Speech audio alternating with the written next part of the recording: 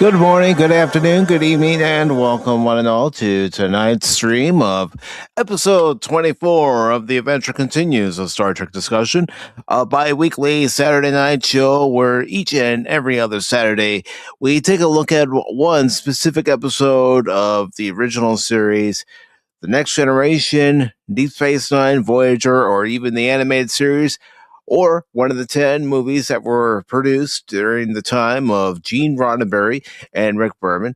And we watch it and discuss it with all of you. And of course, tonight we do have a very specific episode we are going to be watching. All right, hold on one second. I'm getting feedback somewhere, and I don't like that.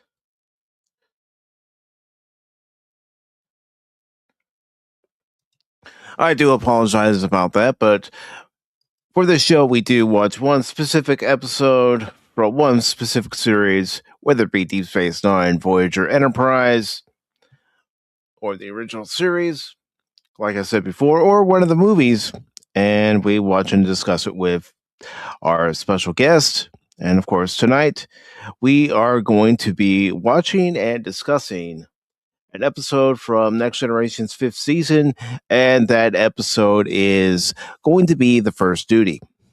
Now, this is the first episode that Will Wheaton returned as Wesley Crusher, although he wasn't acting at Wesley Crusher, he was an ensign Wesley Crusher. In this episode, he was Cadet Wesley Crusher. And what you're going to see is a courtroom drama episode. Of course, for anybody who would like to watch tonight's episode with us, you are more than welcome to join over on the Cosme side. Let me get that link pinned for everybody. I do see that we are live on Blaze. So there it is. It's pinned there for all of you over on Blaze, over on Rumble and YouTube if you'd like to join. But I won't be talking about, nor will I be watching this episode by myself. I have a couple of guests who will be joining me tonight. And of course, two of them are here now. Cadets Baron Orman Tag and Cadet Cash Money 007. I will be them aboard.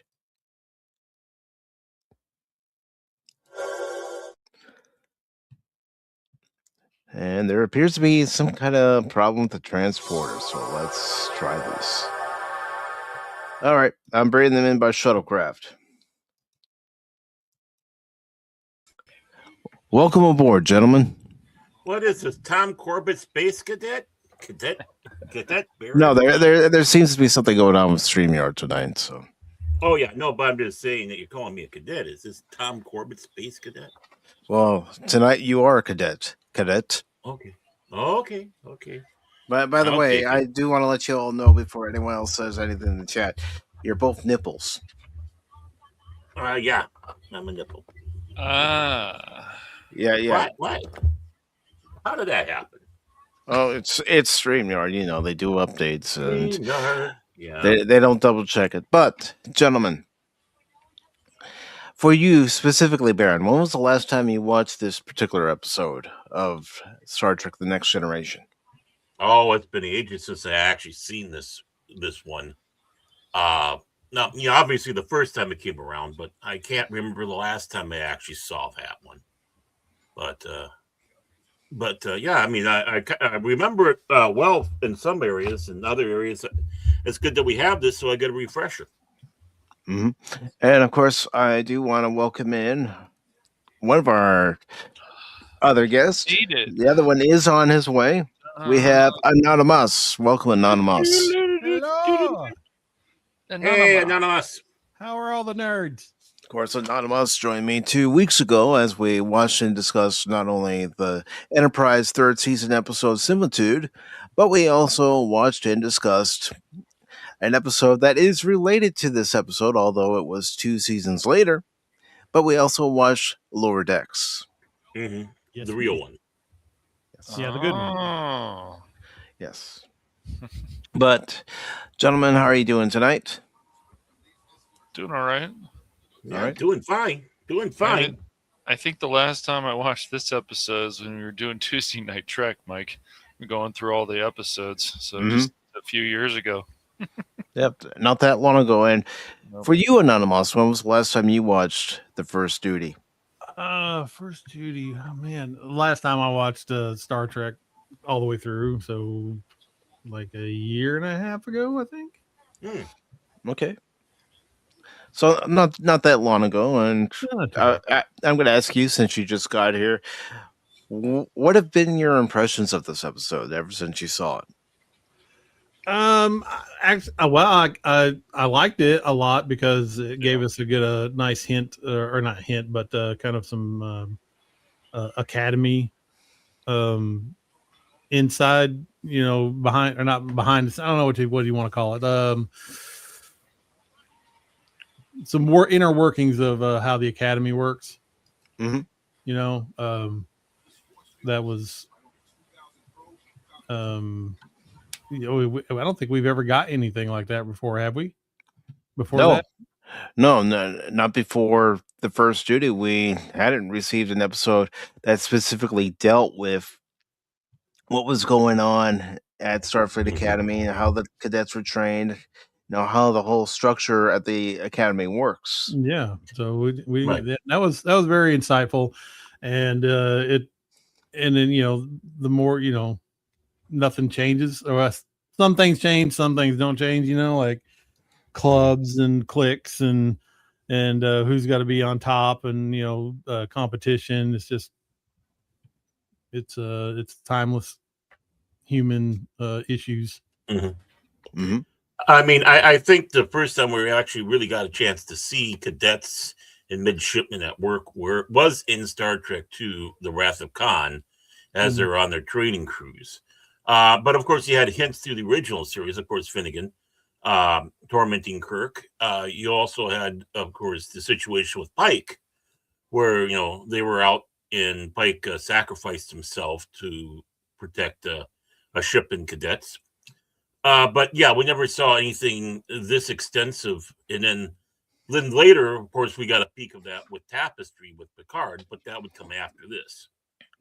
And I'm receiving word that our other guest has arrived. Now, let's see if the transporter is actually working this time.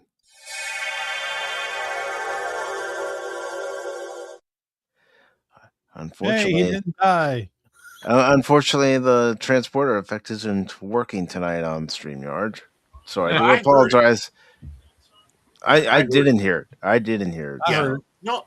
Yeah. It's that's kind of funny. Sometimes you'll hit the button, you can't hear it, everybody else does, and vice versa. So. But oh, damn it. Okay, so whatever. I didn't really have a lot of time. What I wanted to do was, I'm gonna do this at some point in the future, bro. When you get me on your show again, I'm gonna have you beam me up, and Reggie's gonna beam up.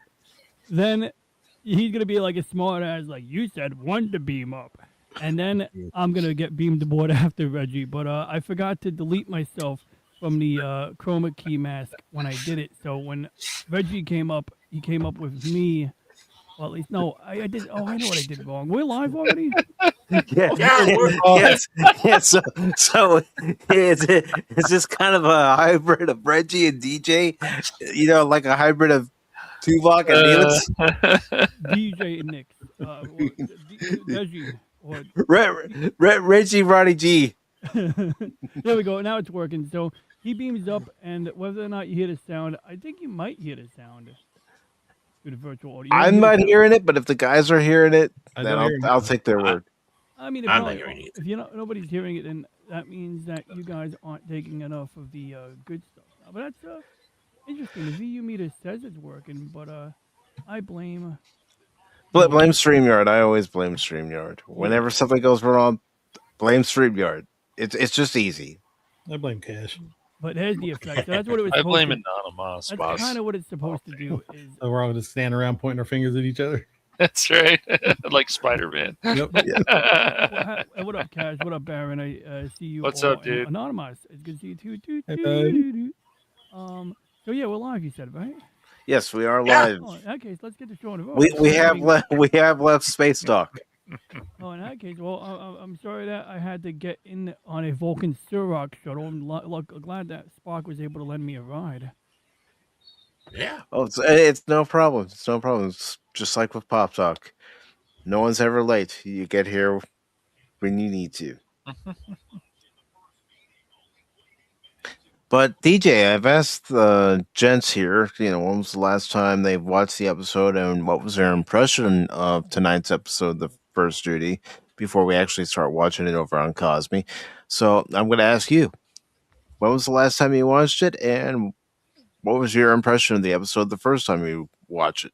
I must have watched it again since I first saw it, but I just remember the first time I saw it on TV after hours, and then at some point after Voyager came out, us expressing our confusion, not really confusion, but I love when people go into make up fake lore to explain Tom Paris's presence there as Mr. Carno.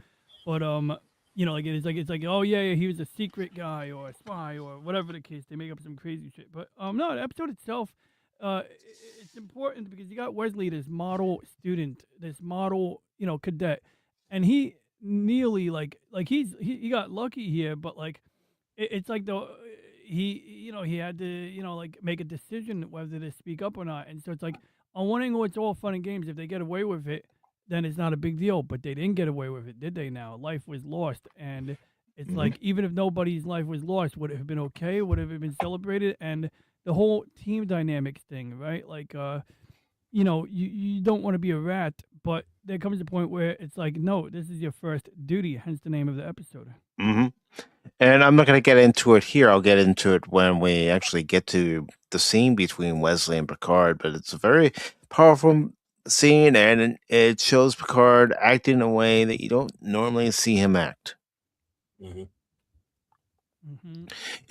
Picard's always well put together, presents himself pretty well diplomatically, but when the scene comes up, I'll point it out. But if everybody is ready, again, the Cosme link is pinned to the top of the chat on Blaze. It's also pinned to the top of the chat on Rumble, and it's also pinned into the chat over on YouTube for anyone who would like to join Baron Cash Anonymous and DJ Ronnie G along with myself over in Cosme as we watch and discuss tonight's episode of Next Generation, episode number 19 from season 5, First Duty, right about now.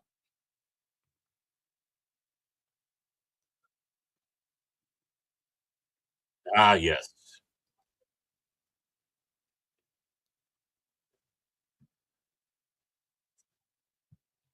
Well, he's the only one. Meanwhile, the rest of us fans were like, oh, great, Wesley. The only dark spot in this bright and shining star. Well, no, not to be cheeky here, because I'm not, but it's isn't it disgusting that it's after he leaves the show, right, and comes back as a guest star, that they actually seem to now know how to write the character? It is, when they should have been able to do it in all 4 seasons. He was a part of the show as a main character. Right. I mean, just about every one of his returns on there, well written. It's like, oh, it's Wesley. You're actually kind of happy to see him, yes. Except for when he became like the whatever that interdimensional, zapping himself all over the place with the bald-headed guy from season 1. And again, kind of going through, hey, Wesley is, again, Roddenberry God. But that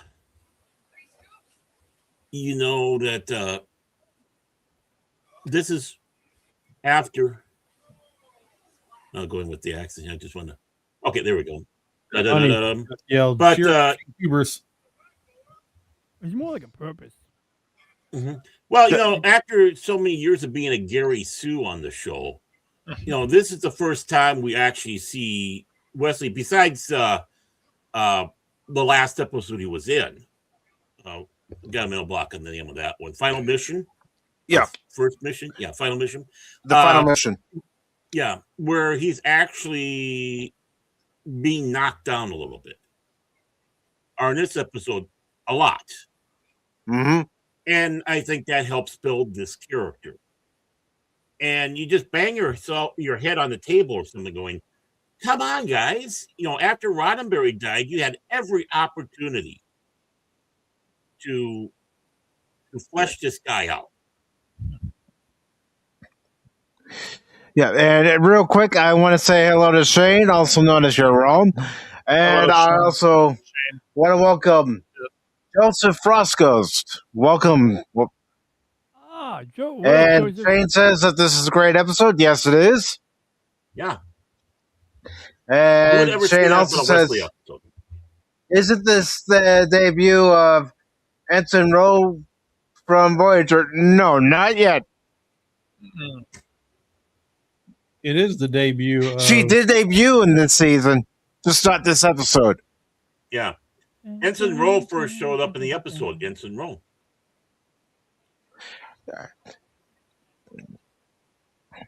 This is still such a great intro. Yeah, I forgot her name. The other, the Bajoran that's introduced on this, when she comes back and we watch in Lower Decks. Yeah. Top of my head, I can't remember her name. Cadet Sito or Sato? Sato. It's a odd name for a white girl, to be honest with you. Mm-hmm.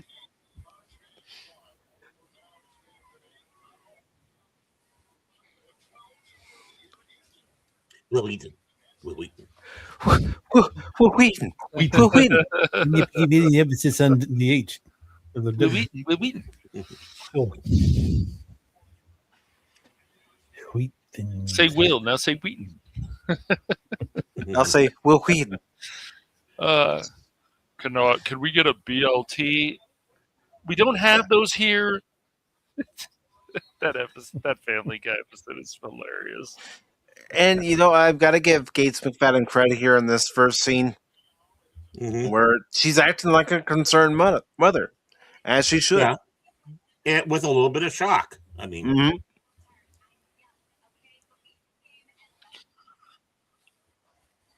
Yep. One of the things the fan let it. Now Beverly will look at Picard and say, "Shut up." Yeah.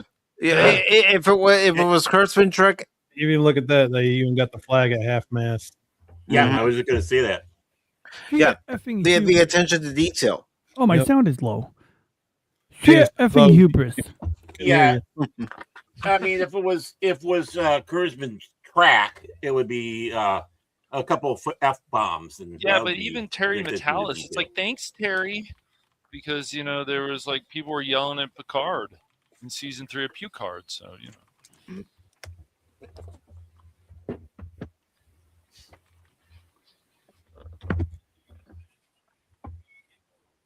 Oh yeah, he's been on a ton of stuff. He's been a lot of stuff, that actor. Yeah. I'm on Star Trek now.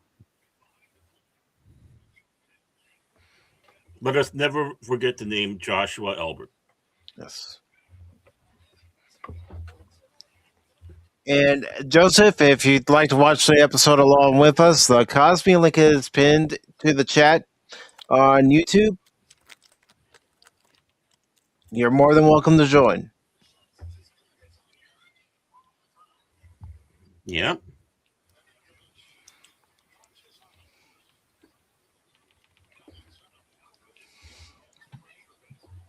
Someone says he's talking to Oh, yeah, I did mention it on the Monday show on Thursday. This is true.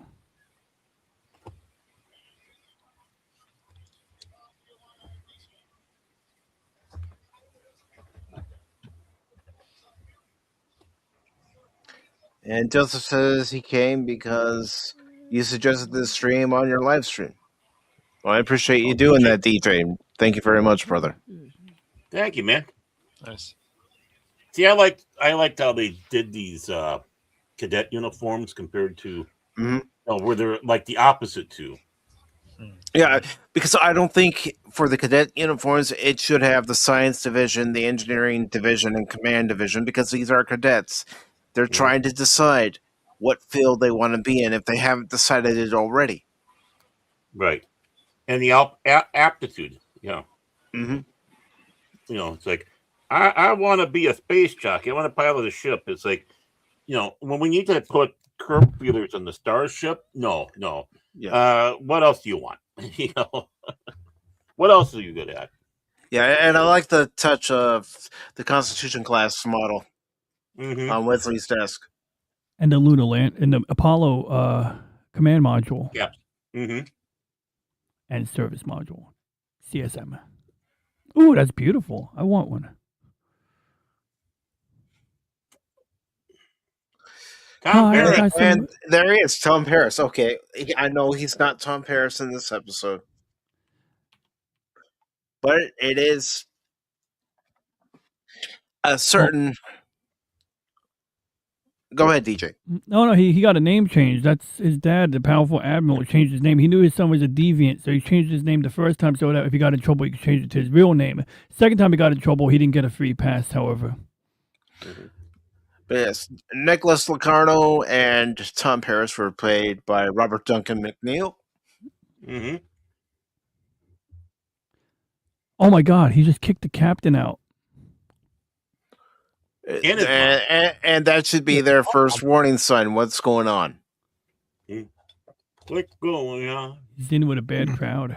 Yeah, because they even look at each other like, this is odd. Might feel differently later. Yeah.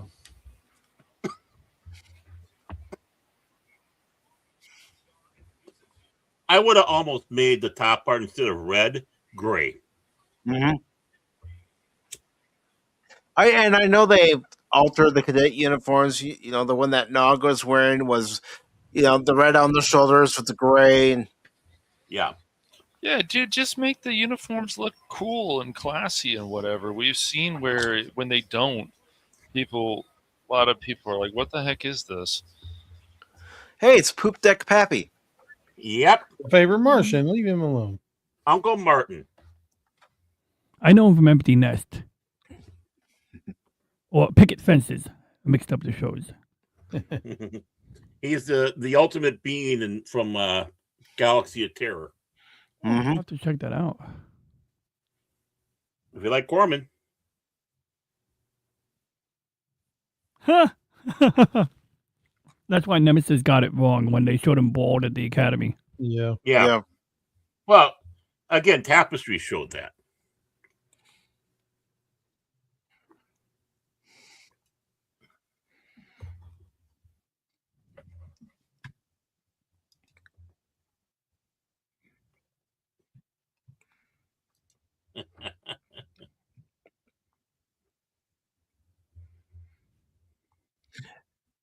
And again, thank you to everyone who is watching on YouTube, Blaze, and Rumble.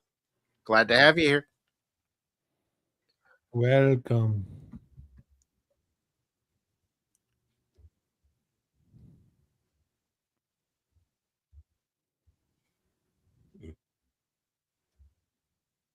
Yeah, see how tough he was back then? He said he wasn't such a wimp. Phil. He was cocky and arrogant like we saw in Tapestry. Yep.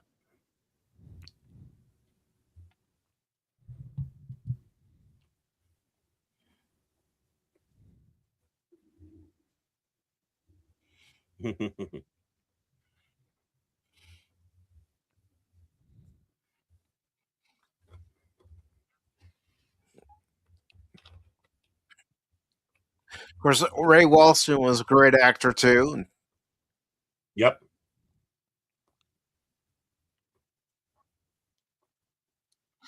And for those who are wondering, what do you mean in Pacific about Poop Deck Pappy? He played Poop Deck Pappy in the live-action Popeye movie with Robin Williams. Mm-hmm. Shelley Duvall. Mm-hmm. Directed by Robert Altman. Yep. Yep. Co-produced by Paramount and Disney.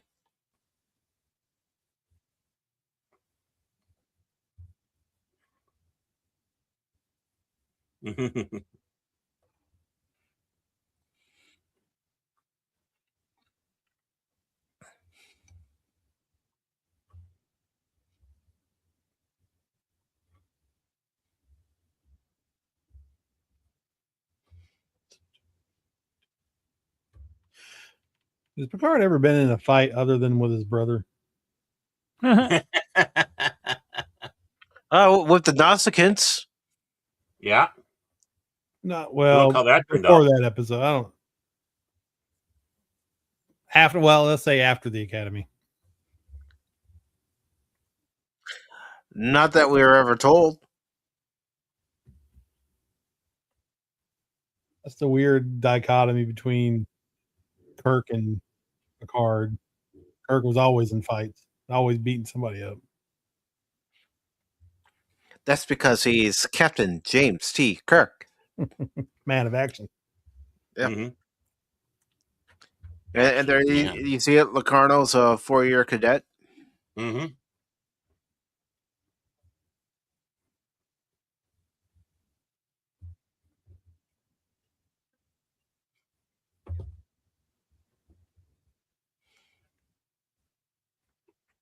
The Mo Howard of killing Vulcans.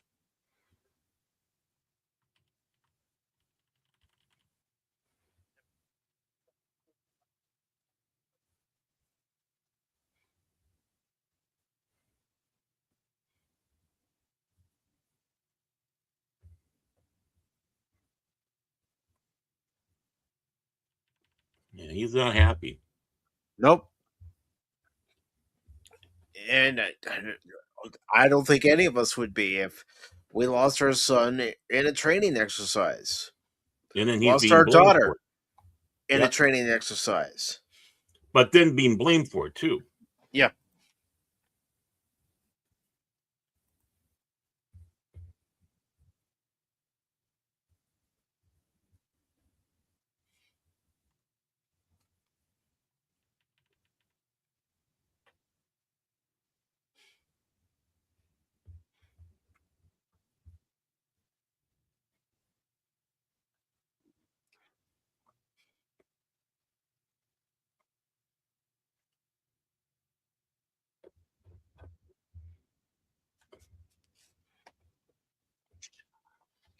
Yep. The Admiral's not too pleased.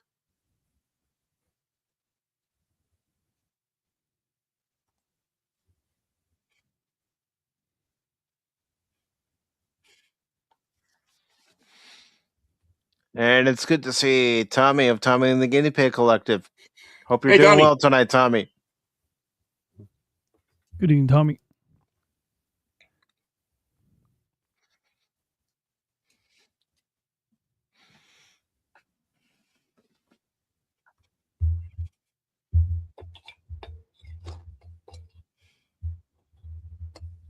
Hmm.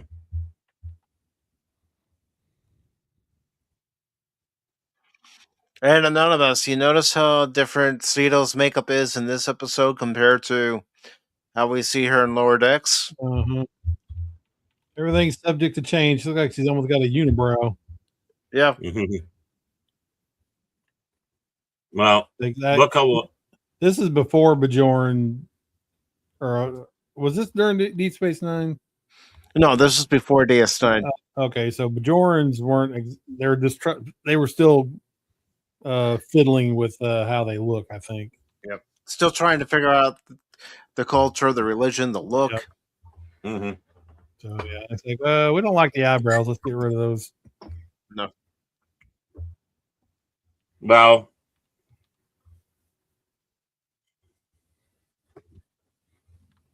look how much the why do I hate having mental blocks, but Dax's race. Look how much it changed from the first appearance to True. Yeah. When we first see a Trill in the host, Yeah, then Trill. when we see a Trill in Emissary, it's quite different. Even the symbiote, it's different. Yeah. I mean, they could have said there were like two different types of them trills, but no.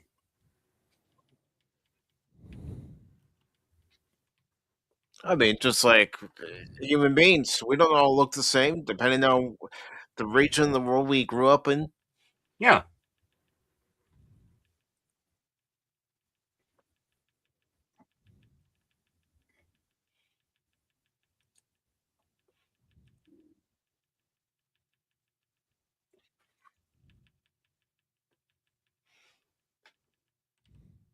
Yeah. You can see in this, this doesn't sound right, he's thinking. No, that's a father who knows his son, who knows what his son would do in a situation like that. But I've always liked the touch. I know this is on Starfleet grounds at Starfleet Academy, but you have United Federation of Planets flag. You also have the Starfleet Academy flag in the room. Mm-hmm.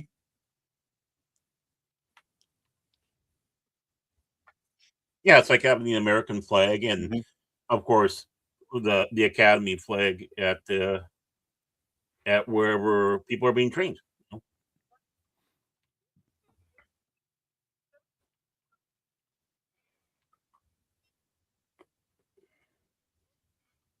And there's a father. He's dismayed.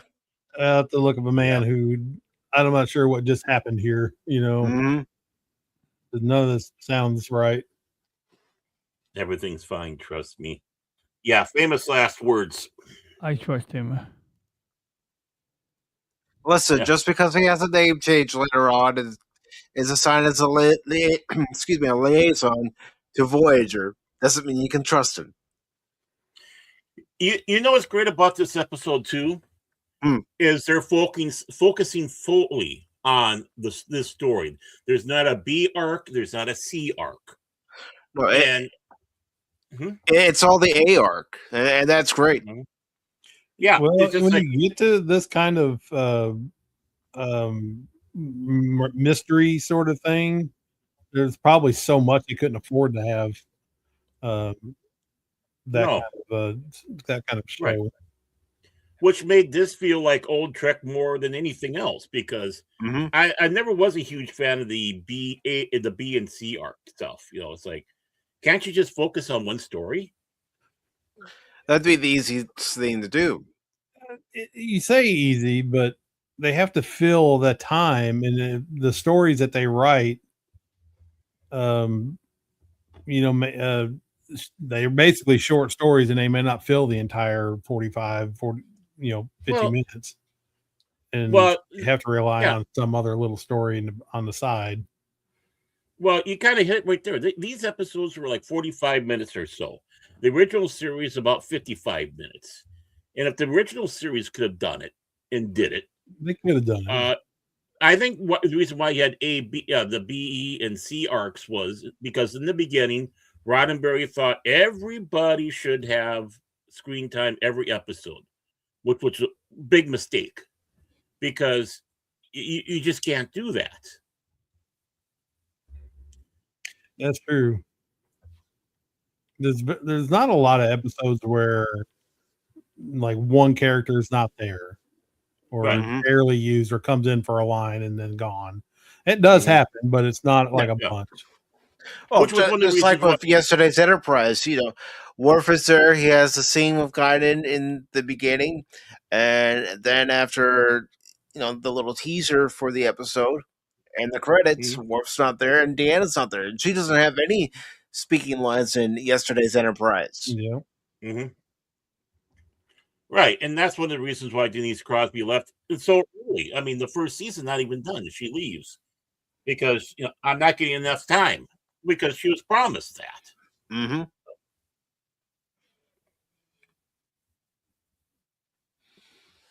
And it's good to see Blazerhawk Darren. Good to see you. Hope you're doing well. Hey, Blazerhawk. Popping in to say hi and keep on trekking. Thank you, brother. And I honestly think that she didn't. What am I trying to sit back and say? She regretted it. Yeah, Denise Crosby must have regretted it, especially when they offered her to come back as Tasha in yesterday's Enterprise, and then yet later on in Unification as Sayla. Yep. But also Redemption too. She was in there. Mm-hmm. Right. And of course the final episode. Yeah.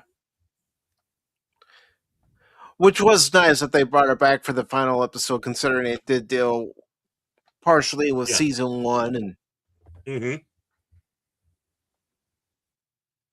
I don't see how they could have done it without her. No, I mean, if they only put the right rank pips on Data. You're the only one to notice that. I'm sure Mike did.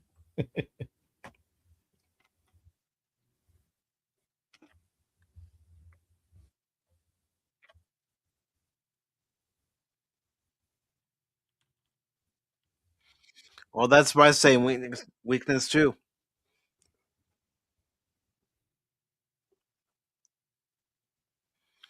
Math was never really one of my strongest subjects. Yeah, don't ask me to. Don't ask me what 1 and 1 is. Man, that was a whiz at math up until algebra. I was gonna say, once we get to algebra, it's like, okay, I need to take my time with this. I never could understand it. I never could. I just could not wrap my hand around it. Yeah. I knew I'd never need it, so it was not fractions. Yeah, fractions I do. That's fractions had problems, and forms of division I had problems. You're supposed to do this. It's like, tell you what, here's my calculator. Well, you're never going to have your calculator with you all your time. That's what we were told. Growing up, we would never have a calculator in our pocket. Well, if we could go back in time, gentlemen, and show them our calculator in our pocket. That's also our phone, also our notepad. It's a funny statement back then, even though most of us were walking around with a calculator watch. Yeah, I was going to say we had the calculator watch. Yeah. I would be taking pictures of my textbooks and be like, show to work. Mm-hmm.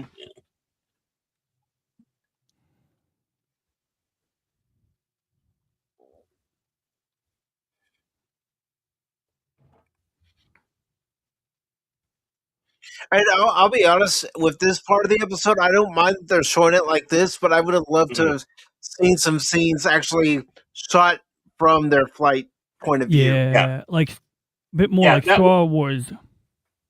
Yeah, this is like the first episode. I was like, oh man, this is like they're talking my language here. You know, they got single man fighters and they didn't get hardly any of it. And I'm like, dang it. Yeah.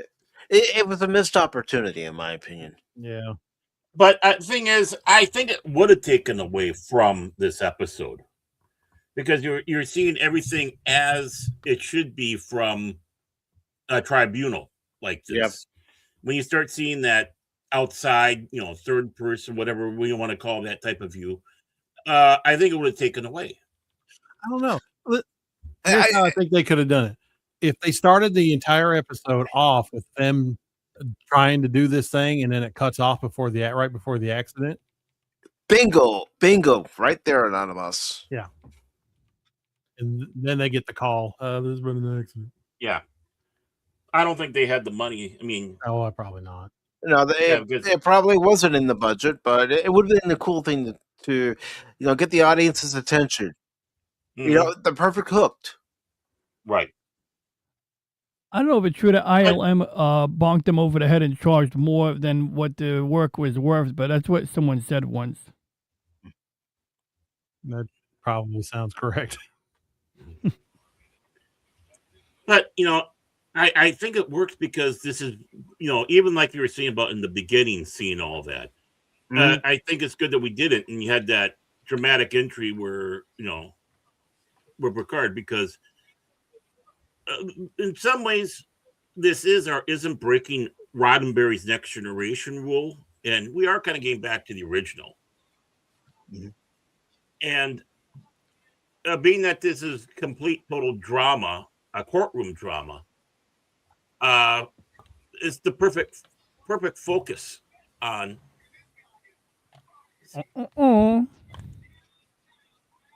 And there's the satellite evidence of what they were doing. Yep. So at least you got to see the ships. Busted.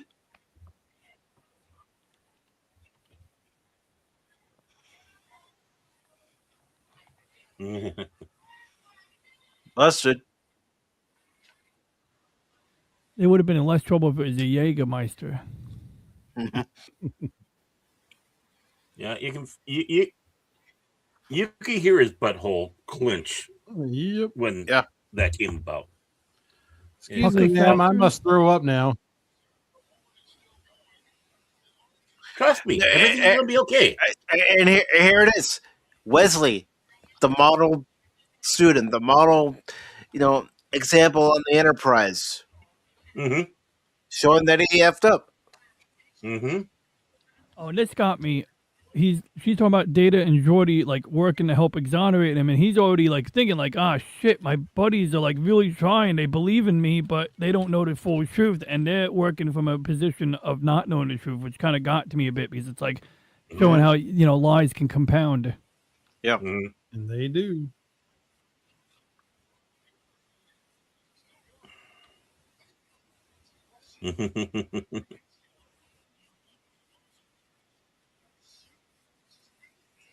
Yeah, Mom. About that. Oh, okay. See, I would have handled this so differently from Beverly.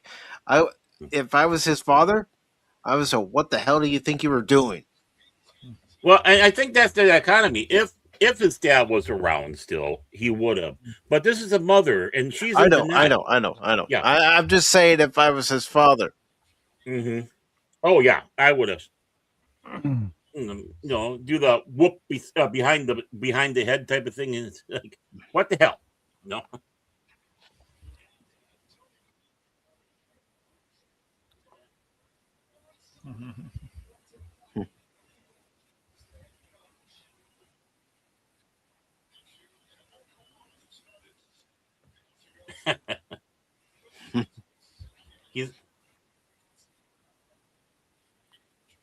I'd like to see a game of Pre-C Squares. Yeah, that'd be fun. Like, why it's so dangerous? Like, they don't got force field nets. Yeah.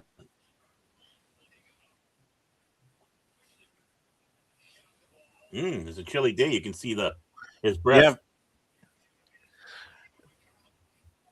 Yeah. Chilly day in Southern California. Cash remembers it well. He was in a snowmobile suit and all that, and sure. Although it is effective because Starfleet and Starfleet Academy are in San Francisco, so that is a little colder than Southern California. Yes. Yep.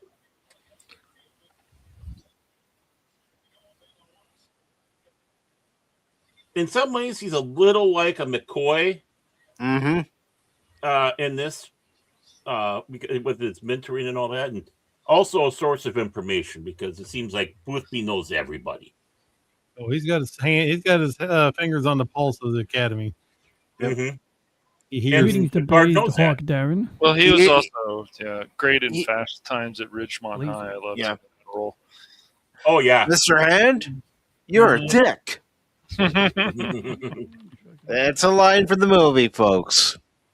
Even if it wasn't. I haven't seen that movie in ages. It's a good one. It's a really good it one. Is. It is a good movie. Yeah.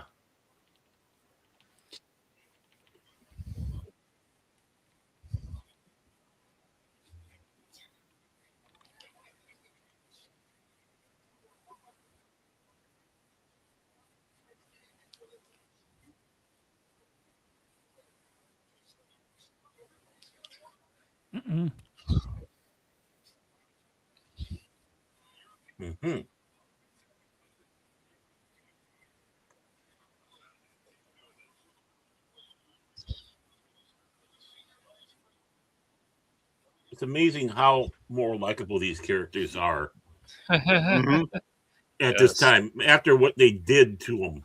I know. See, this is what Star Trek's supposed to be.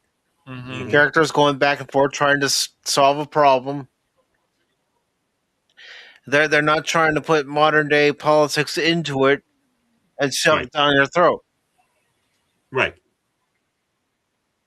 And in some ways, this is their versions of a Few Good Men. Mm-hmm. I'm just waiting for a couple of the cadets to start making out and throwing up glitter.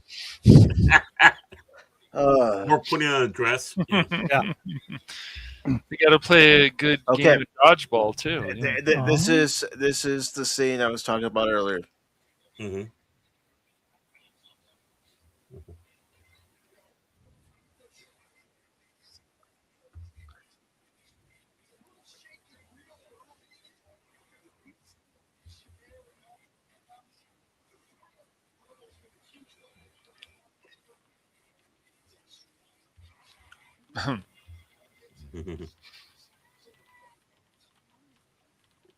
It's almost like he's a teacher here.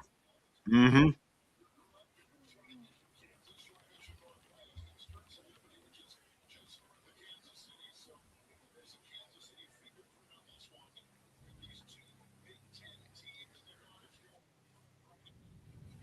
Locarno. Mm-hmm.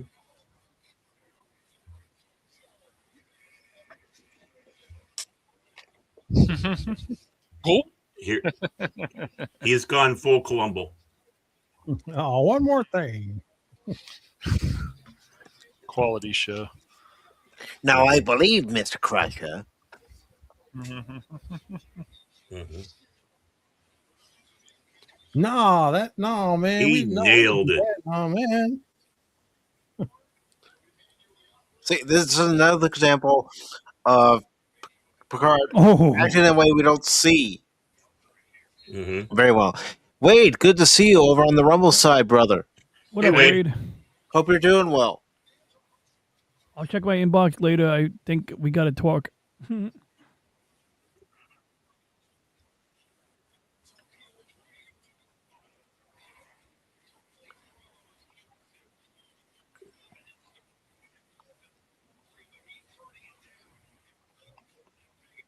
Yeah. Still alive. Yep, Picard.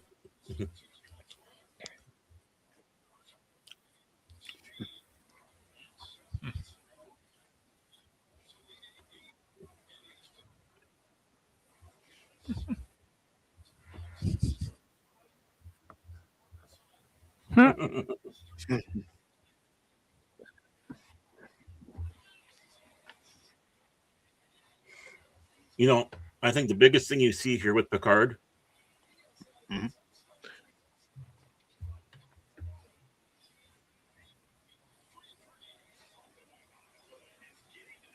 until now. Mm-hmm.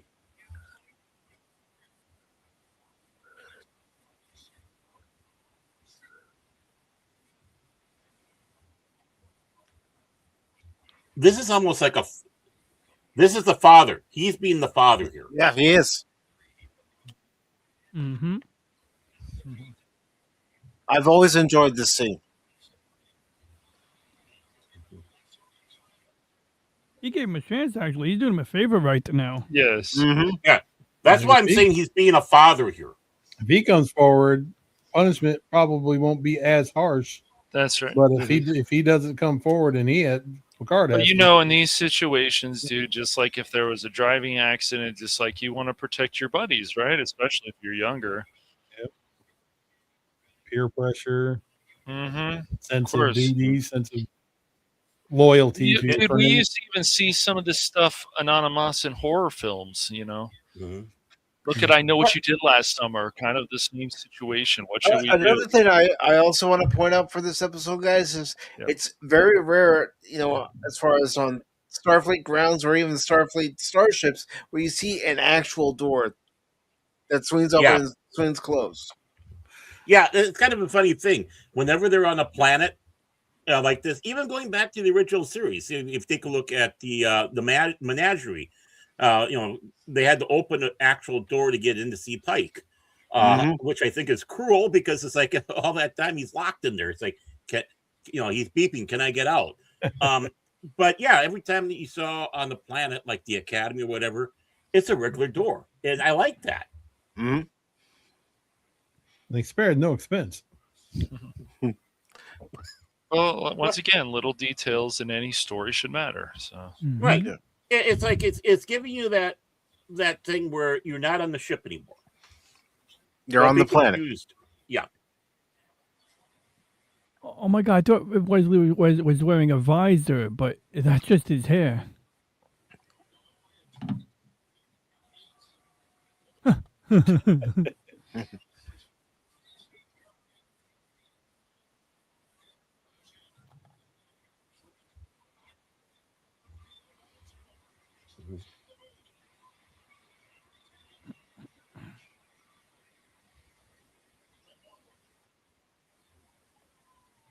Oh.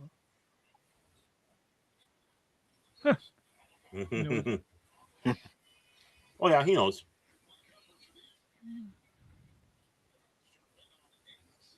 Here comes the guilt trip peer pressure. yes, always. You're turning your back on your friend who died.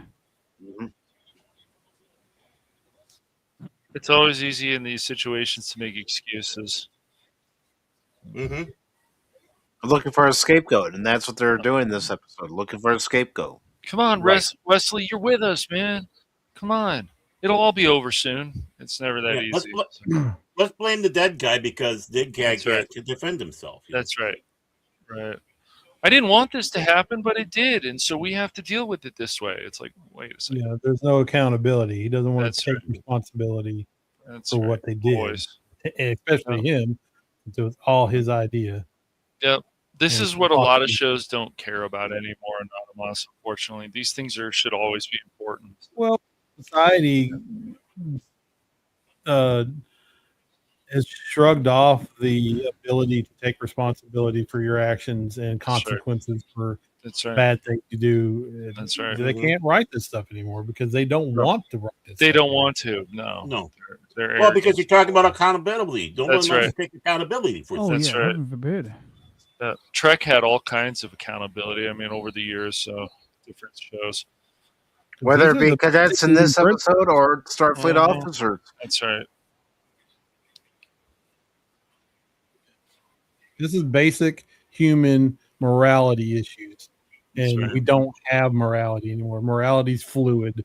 Whatever you think it is that day. That's right. It's being twisted. It's being turned. Yeah.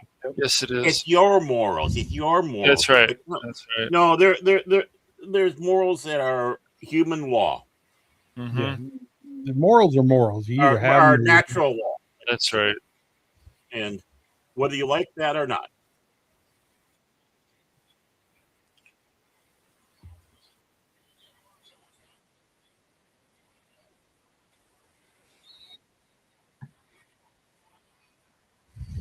Yeah, she knows there's dirty stuff going on.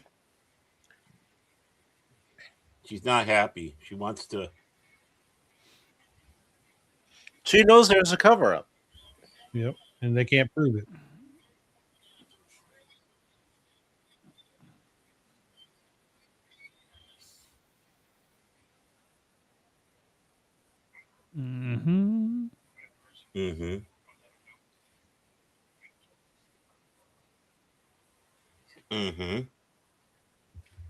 See, I don't think it took. I don't think it took much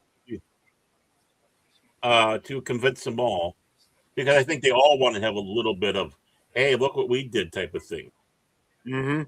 Well, it's exciting. It's something that you put in your, raise your ego, make it happen. Who doesn't want their ego stroked? Reggie can tell us what that is.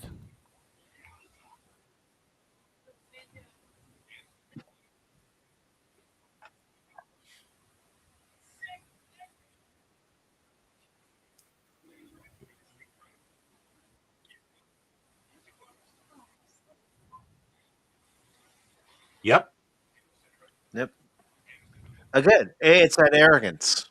Yes. Kirk had it. Yes. Picard had it. Yes. Mm-hmm. Every Starfleet officer has it at some point. Cisco has an arrogance about him too. Yeah.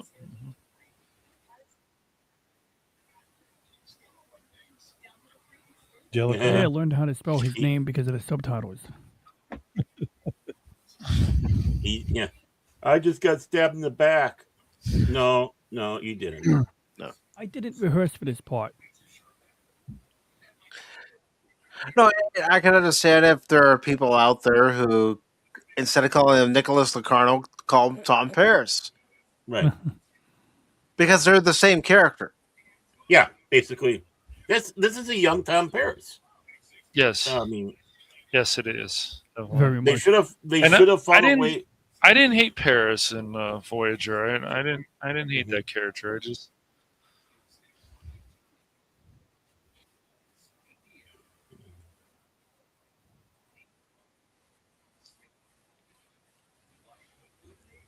And Why can't we get good Star Trek like this again?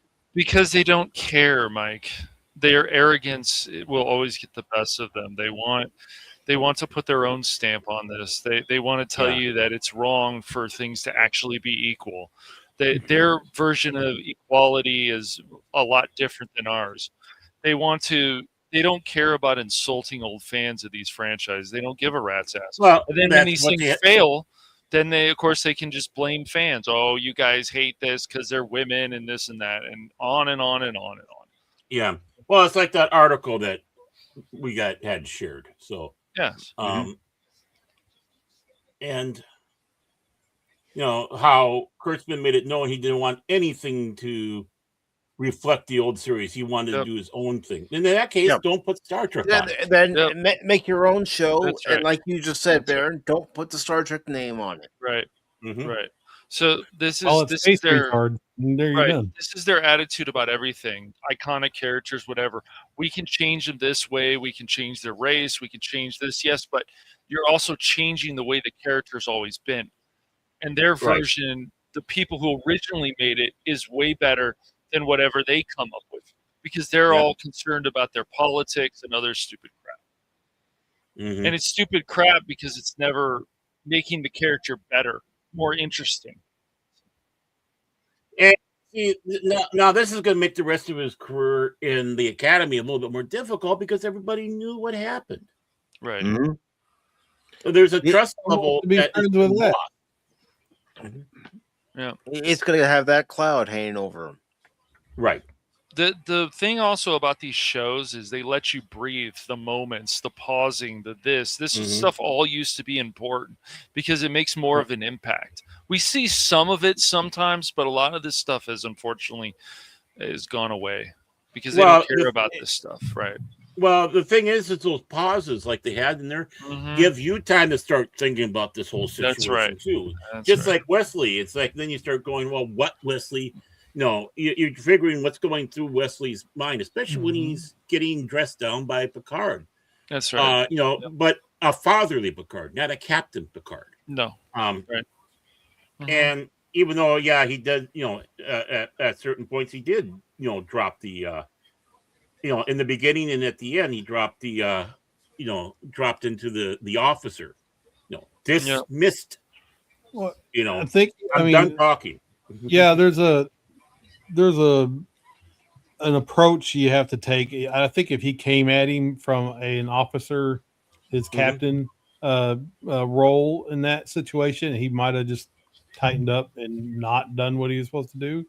But he spoke to him like a dad. Well, in a like sense, any parent would. It was the right thing to do. I think. Oh, go on. No, I'm good. No, I was going to say, I think Picard viewed himself as kind of a surrogate dad to him. Oh yeah, I mean he took that role on after his dad died, and he was part of that. Yeah, because remember, Jack Crusher was under Picard's command on the Stargazer. Yep, and good friends. But at first, he's as he made it known, he doesn't really know how to deal with kids and stuff like that. But as time went along, Wesley wore down those defenses, and Picard became, well, in some ways, yeah, fatherly. There were other times through the series that he did kind of give a little bit of a fatherly advice to Mr. Ensign, acting Ensign Crusher, and such. So, but he was always that distant father. I mean, he could never be the loving dad, you know, the hugs and the you know, the kidding around and you know, being your buddy kind of dad. He always had to be that. There was a fine line to cross between captain and authoritative father figure. Yeah, and he could cross it, you know, and he did it very well in the times that he needed to. But yeah, that's about the best he could get out of him.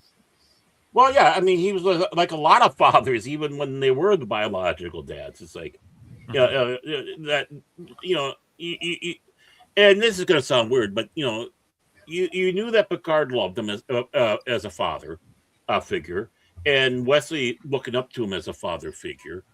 But, you know, he wasn't a stepfather. He was just, you know, when they sit back and say about this person was like a father to me, well, that was Picard.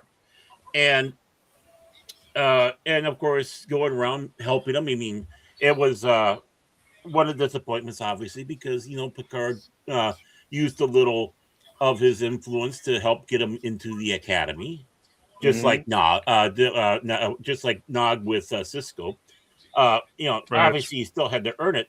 The thing is Wesley had the book knowledge. He didn't have the interaction. No. Knowledge. Sure. Yeah. He knew the command structure on the ship, but now he's amongst his peers. Yeah. Right. And now he's got to learn that. And, you know, when you have someone like Nick there going out there and being, you know, obviously you can see he's very charismatic. He was probably very liked. And when he's talking about doing that loop, it's like, yeah, that'd be great, man. You know, be able to go out there and they'll be talking about us for years.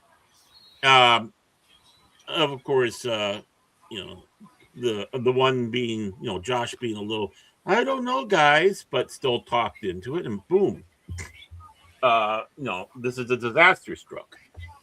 So they can't blame fully Nick for getting into this and force him into it. No, he talked him into it, and probably had some great, you know, arguments on that, and being impressionable young cadets that they were, yeah.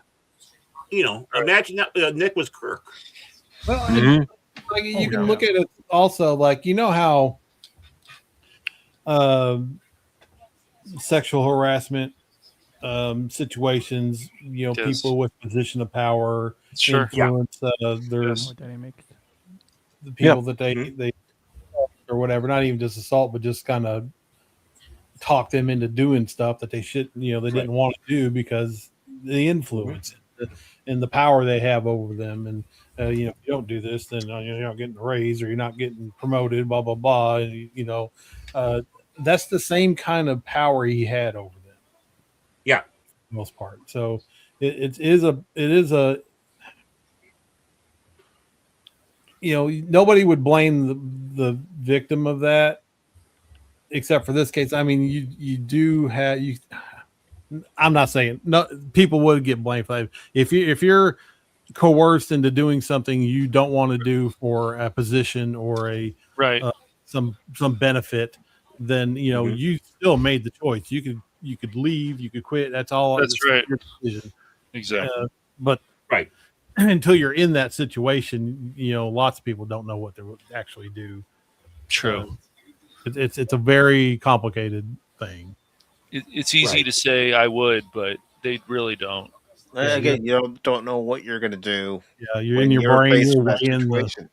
You're weighing the options up and down. You're kind of, I don't know, you know. And that's when all you have to do is kind of remind yourself of how one was in high school or whatnot, and how sometimes you might have been, you know, talked into, quote unquote, Right, peer pressure. You wanted to pick on somebody to make yourself look cool for the group. All kinds of stuff. You want to fit in, so you're going to do things to try to fit in, try to get noticed. Right. Yeah, and having that strong moral character that is almost unbreakable, that comes with age and wisdom and life lessons and stuff like that. When these kids, not a lot of them have that kind of backbone to know who you are, know what you believe, why you believe it. They don't have that. No, so they can't stand very strong against that sort of crazy tidal wave. Right. And it's good to see the Admiral Lady Mist. Hey, Lady Mist. I hope you're doing well this evening. And thank you for joining us over on Cosme as we watch the first duty. And and remember back then, it's like most people that age, it's like, what do these old people know? Come on, Right. Well, yeah, it's like it's that stupid thing where you have that ignorant arrogance to you. You're ignorant of stuff, but you're arrogant and you think you do. Yeah, that's a lot these days, really. Right. And that's a parent's job, and sometimes even with the school and all that, to get rid of the arrogance and the ignorance, because you're teaching. Right. So it's like no. You're smart. I mean, I don't know what it's like to go through school right now. No, but I don't know. When I went through school, there were teachers who weren't afraid to knock you down a few pegs. Yes, there were teachers out there who could be mentors to you. Hell, even a guitar teacher can be a mentor to you. I mean, people that actually give a rat's ass. That really, I and it's always funny too. They says I can give good advice, but I can't take my own advice. That's always funny, but it happens. That does happen. That's what comes when people know what the right thing to do is, but their inner demons are more are louder than their inner angel, and it's a self-gratifying thing. So I know I shouldn't do this thing, but I'm going to do it anyway because it makes me feel good at the time. It makes me feel cool. I'm going to do something crazy while I'm in a car. I'm going to do this because it makes me feel cool. I'm going to jump on a car. I'm going to do this. I broke something or whatever. I mean, you're trying to be funny, or you're trying to do something, and then accidents happen. And you're trying to fish for clout back then with your friends and of course your peer groups. And now it's even worse because you're on all the social medias trying to fish for clout. Somebody's recording you doing something stupid. Right. Of course, yeah. And they're posting it to social media. And so not only do your parents find out, but their coworkers find out, and who knows who else will find out. Your idiocracy just went national. Right. Pretty much. Your pastors, your imams, your rabbis, Right. Look at me, I did something stupid and cool, or I got this white guy to say the N-word or whatever it is. Isn't this cool, Mom and Dad? I mean, for all of us on the panel, we show some stupid stuff that we do on video. Our parents, I don't think any of us would be here. Yeah. That's right. We've all if they watched this show, that was the back end. What the hell is wrong? That's why it's so funny that there's people out there like, I would never do this. I would never do this. I'm like, sure, right? Yeah, never say never. Yeah. That's right. You should see what happens behind the scenes of the show. My gosh, our parents would have killed us all. But Lady Miss says that she had some power trouble. I'm sorry to hear that, Lady Miss. And no. She says, I was and still am a loner. No, you're not. When you're with us, you're not alone, Lady Miss.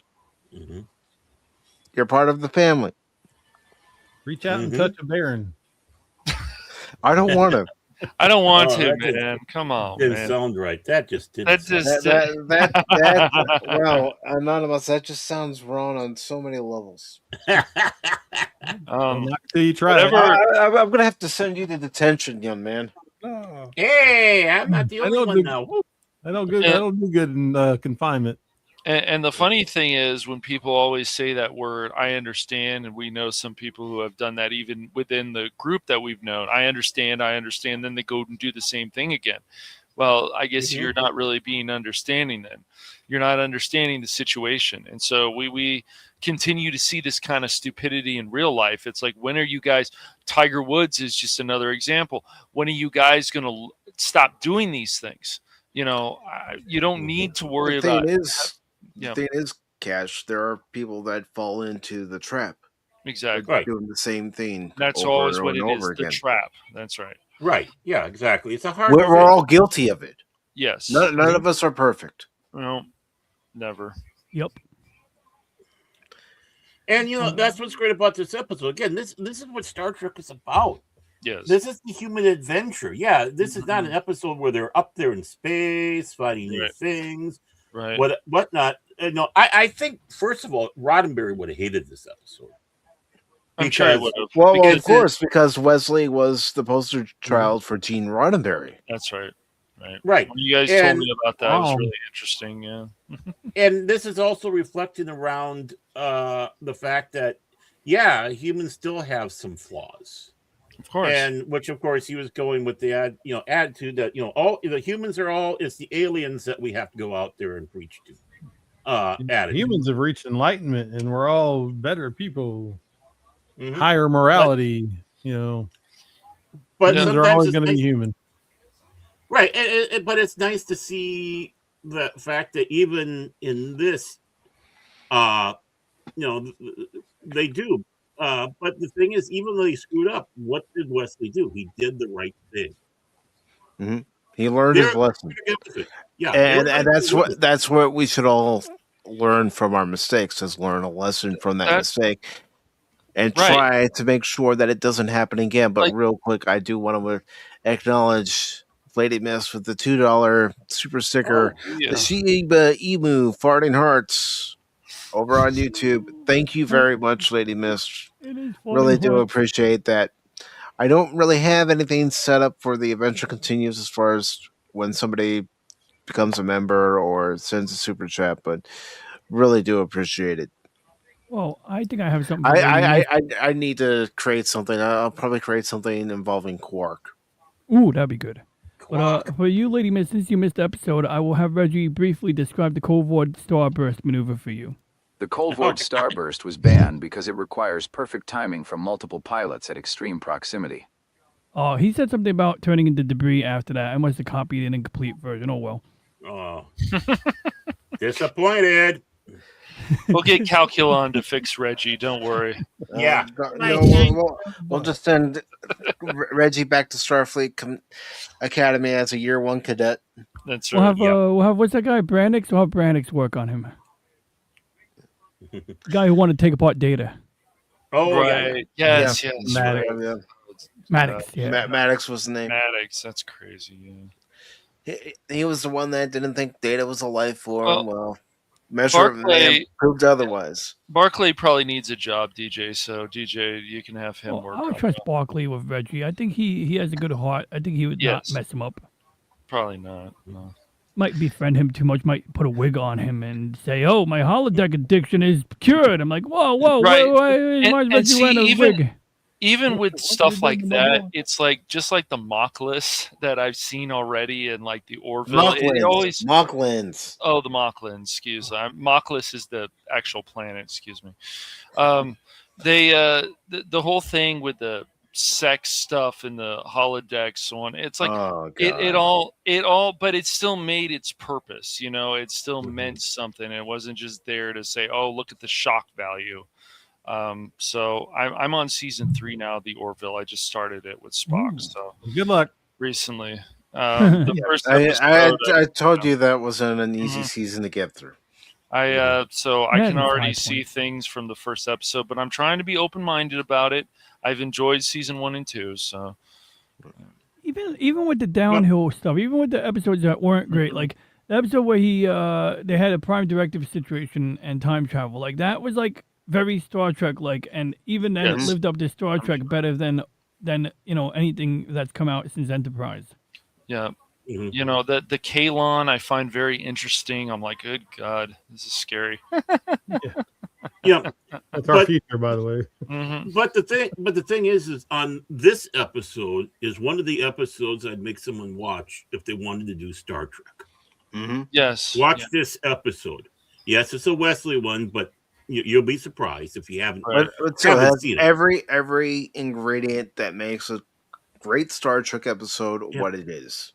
Mm-hmm. Yeah, I mean that's why it's so crazy. Like they don't do episodes when they go back in time now under Kurtzman Trek, not stuff that they've done in the Orville, not stuff they've done in old Trek shows, where they show a different perspective. Like when we saw Tasha Yar come back as a Romulan, that was crazy. In TNG, I really liked that episode. I was just like, wow, look at that, look at those acting chops. But really, it's just. It's very interesting to see these characters go from more of a good character to evil or more cunning or manipulative. But if they try to do that stuff now, it just has to be goofy nonsense, whatever. One person talks down, and it's always some stupid lecture, or it has to be these characters are all super gay or whatever. But they don't explain enough of it. It's like, you just got to accept this. Isn't this a cool character? You guys got to sell people on these things. That's why stuff like Starfleet Academy is going to fail, because people are even the new people they want to appeal to. What the hell is this? Right. Yeah. I mean, you a lot of them, not everybody, but yeah. And you think about, because you mentioned time travel just a bit ago, Cash. The city on the edge of forever, when you know, some passerbys see Spock in his pointed ears, and Spock says that his ears got caught in a mechanical rice picker. Yeah. Yeah, that's why I look at something like Ed Mercer. I'm like, yeah, he's another captain that I could talk to, follow. He's willing to make the hard decisions with. As a captain, you look at these other captains, even officers like Shaw and so on that we saw in Picard season 3, because that's what I'm always going to call it. It's just all the guy is just a major asshole. There's nothing really else to his personality. Well, that's a terrible way to make a character. We've seen this time and time again. Same with Riva and all these other characters. They're not either scary or menacing. It's like if they're Sith or they're Inquisitors, they should be manipulative. They should be cunning. They don't have those qualities in it, so they don't. It's just crazy. It's just like what's happened to Boba Fett. It's just a whole list of this stuff, and it's like, no, like there was a mystery to him. There was, I know, before the helmet was taken off, Attack of the Clones, but still, it's just they're keep missing the point of this stuff, and so they want to make a Klingon look more flamboyant and all this crazy stuff, and it's like that's never what the Klingons were. Oh well, we're going to not only that, you have the actor, when he's speaking his lines, sounding like a robot. I am a Klingon. I am Klingon. Look at eyebrows. Yes. When, like I said on Wednesday's Pop Talk, you had Worf, especially in Sins of the Father. Right. I am Worf, son of Bogue. I have come here to talk about the truths against the lies spoken about his father. Yeah. I have come here to chew bubble gum and swing my bat with them, all out of bubble gum. Yeah. Basically, But the thing is about this episode too, how they would have failed. No one was talked down to in this episode. No. Everyone was treated on a level. I mean, Picard, they could have, they probably would have messed up this with the Wesley and Picard scene by having Picard, talking down, or maybe the other way around. Oh, Wesley Picard would have been whimpering. Picard would have been crying, and Wesley would have been crying. They both would have. They both would have been crying. Wesley, why'd you do this? I don't know, Captain. It was number one. Right. Number one, where are you, number one? Right, and Wesley, like I said, it's after that he left the show as a regular that we're getting something out of there. I mean, he doesn't flinch. He's still at attention with Picard. Of course, he drops that I'd rather not say line, and which of course really hackles. But Picard gives, "I'm disappointed in you." Yes, and right there, that Wesley would have rather Picard just wail on him. Right. That's what beaten on, because that would have hurt he has less. Respect. Yeah. You don't see that nowadays. Most people, if you yell at them or if you talk down to them and like an adult figure, and you tell them you're disappointed, most people, I don't care. That's because they have respect. Right. They have mutual respect. Yes. And when you get your father figure telling you that you love and you have respect for it, telling you he's disappointed in you because you did something wrong, that hurts worse than anything you could physically do to him. Right. I mean, yeah, he was, that hit between the eyes. And that's kind of one of the important things with that scene, because this is a coming of age story for Wesley. Right. Mm-hmm.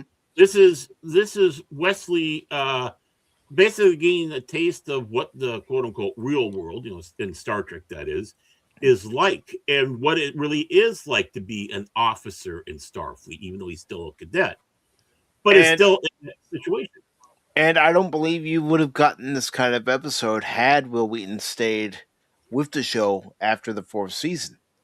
Exactly, because he's in the academy. Right. He's away. I mean, they have to come and figure out, what did Wesley do this time? Granted, it wasn't necessarily him; it was the whole lot. But he was involved, and it made for some great drama. Some of the best drama you could get out of the 1990s there. Mm-hmm. In some ways, even beating some of the stuff that you had in Babylon 5. Right. Well, we had courtroom drama stuff in that. We had the Mocklin situation and Mockless thing. But if things are explained, it doesn't matter what the situation. If things are explained, they really make you think, wow, this is a crazy situation. Then that's an important thing. We've had this over the years, the practice and whatever. There was a lot of things going on, not just the courtroom drama. What was happening in the office? What was happening outside of the office? You can make these things work, and certain shows set up for this kind of stuff really well. Mm-hmm. But they don't care about these kind of things. Oh, courtroom drama. Why would we want that? That's boring. That's this. So, I'm guessing that's the way they think now. But except for the fact that they're all hot up on the new Matlock or whatever, and they're hot up on all these I know. Law and Order series and stuff like that. So, of course, a courtroom episode like this would be something that they like. It's not the first time you had a courtroom drama in Next Generation. Right. I mean, they had at least 2, 3. Going back, of course, the episode with Data. Is he human or not? Yeah, Measure of Man. I love that episode. Mm-hmm. Right. So, and this is even in some ways, forgive me, Mike, but in some ways, I think this is even better than Measure of Man. Measure of Man had its one purpose on this one, but this episode redeemed a character that most of us thought was worthless. Now, I don't remember anybody really being harsh on Will Wheaton. It's just the character, right? Yeah. And obviously he never liked it, and he started taking it as it was a personal attack. I always felt sorry for him, and I thought, hey, this is redeeming him. But then we find out Will Wheaton is really like, and it's like, oh, screw you. Shut up. Yeah, exactly. But in this case, even with what we know about Will Wheaton today, yes, it didn't affect my opinion about this episode or the character at all. It's a great. This we need more of this. This needs to be stuff like this in Star Trek. It would be nice, right?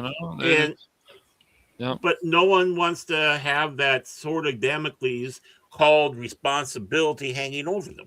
That's right.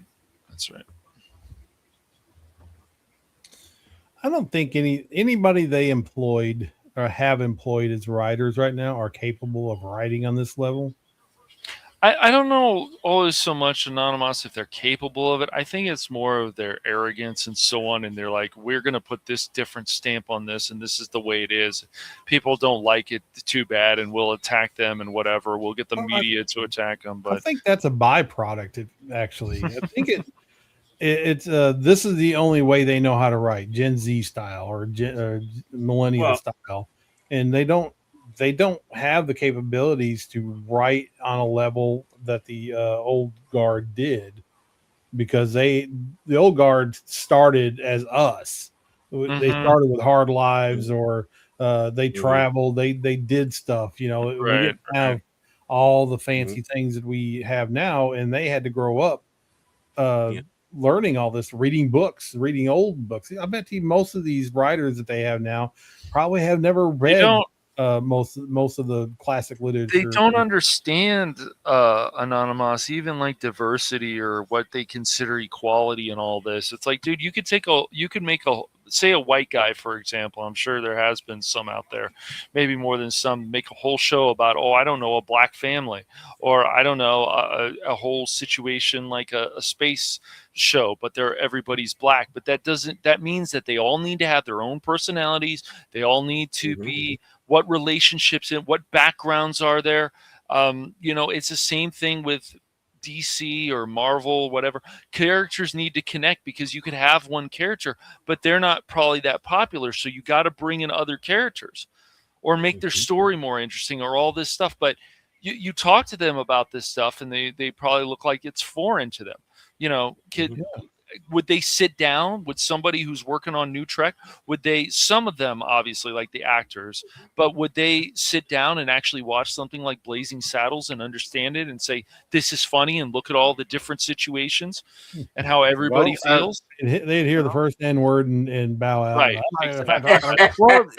That's what I feel. This Wednesday, we're going to be watching Tropic Thunder. That's satirical. That pokes fun at everybody. It does. The thing with Kurtzman crap is this, and Kurtzman I'm sure most of the people who are on that show don't know much about anything Star Trek. He purposely made it that point. Well, so the actress that played the female Jem'Hadar, not only did she say that their first season was the best first season of any Star Trek. Again, she's wrong on that, because the best first season goes to the original series. Yes, exactly, Anonymous. She's never seen any Star Trek. Where, like I mentioned Wednesday, the actors who joined the previous shows under Berman, under Gene Roddenberry, they watched the older episodes so they can get a grasp. Okay, this is what a Vulcan's watching Leonard Nimoy. Okay, your cast is a Klingon. Say it's on DS9 or Voyager. Well, watch episodes with Michael Dorn as Worf on Next Generation to get an idea of what a Klingon is supposed to be. Watch Star Trek 3, Krug. Yes. Yeah. And the thing is, and you did have fans that became. I mean, for crying out loud, Michael Dorn was a fan of Star Trek. He knew what Star Trek is. That's why he walked in to his audition basically playing Worf through the whole thing. And that's how he got that part. Carl Urban has said time and time again he was a big Star Trek fan. So when he got the role of McCoy in the J.J. Abrams Star Trek movie, he was channeling DeForest Kelly. Dude, he did a great job on that. It's like one of the high points of that movie was Carl Urban. Props to Carl Urban. He's a really good actor. That's why I'm sure he studied Johnny Cage and whatever, and he's been in quality stuff. He's just this is what all actors should do, is study this stuff. And until you're told not to, don't. Right, then you're told not to, and that's a big problem. Exactly, like what James Gunn has told people. It's obvious. We'll be talking about James Gunn tomorrow night on Pop Talk. But the thing is, that's what made basically Carl Urban the only tolerable thing about Jar Jar Abrams' Star Trek, right? Because again, he's a geek boy like us. I mean, you look at what he did with Lord of the Rings. You look what he did with Dread, which obviously came out after Star Trek movies. But these are franchises that he loves. Yes. And of course, yeah, you could see that. Yeah, DeForest Kelly somewhere's inside his performance, and he kind of even looked a little like a younger DeForest Kelly. DeForest Kelly, Yeah, Definitely. And he was the best casting they could ever have for that movie, Mhm. and that's the most I'm going to sit back and say. Just watch it for Carl Urban, if anything, those Seriously. movies. But it's still not enough for me to. No. like I said, get to do that. those movies, you take them or leave them. They really aren't. There may be a few parts you can find that are memorable, but when I think of Trek, it should always be memorable. That's why we remember stuff like the Voyage Home, Trek 4. which it's just celebrates its 40th anniversary this year. it's just a very good film. It's funny when it needs to be. It's serious when it needs to be. And that's always should be important in shows like this, movies like this. Yeah. Right. And if I could, give Star Trek a couple years break, basically decanonize fully. Well, basically it is decanonized anyways. All the Crispin crap. None of that stuff ever happened. None of the Jar Jar stuff happens. Romulus and Remus is still there. And then go out there and find the best people that know the universe, or if they don't, are willing to learn, just like Nicholas Myers and Harv Bennett did. And then, the list of episodes from each one of the original series that you had out there. Like Mirror, Mirror, and then follow it through in the Mirror Darkly. The two-parters from Enterprise, because I think that was definitely a better mirror story. I'm sorry, Mike, than DS9 did. Okay, different of opinions. That's fine. I know. No, I'm not saying it was bad. I didn't say DS9 was bad, but I think it was better than what they did with DS9. It really got into a crux of things. There's a key difference. One of them takes place like at the same point in the timeline as DS9, whereas the Mirror Darkly, you got a lot of time travel shenanigans. I mean, they do jump forward, I guess, but no, they jump significantly forward. Actually, that's the thing. But the Defiant that disappears in Kirk's time travels back in time. Oh yes, into the mirror universe. That thank you for reminding me. That's true. That is valid. Right. That is literally how that went. Yeah. And they're trying to reverse engineer the ship, and then they steal it. But those would be two episodes right there. The show, of course, the episode. Oh God, I hate the Enemy Within, because that's great episode. Right. Next Generation. This one, maybe even Tapestry. Of course, Best of Both Worlds, the two-parter. Grab that one. Voyager, well, the pilot movie. I can't see much more, but so you get the feel of what Star Trek is about. Yeah. That this isn't some feelings bullshit. And real quick, I just want to say hello to Sylvia, your lovely artist. Hi. Good to see you this Saturday evening. Sylvia. Hey, hope you're doing well. Sylvia. Yeah, good to see you again. But that's how I look at it. It's like, you sit the cast down, you sit the writers down, all together in the same friggin' room. Get everybody together and say, guess what? It's movie day. This is what we'll be seeing today. This is what we'll be seeing tomorrow, and we'll be seeing stuff the next day. Yep, that's. We'll throw Wrath of Khan in there, Space Seed and Wrath of Khan, back to back. It's just like you get the idea. It's just anything. You can take anime, you can do whatever you want with any of this stuff.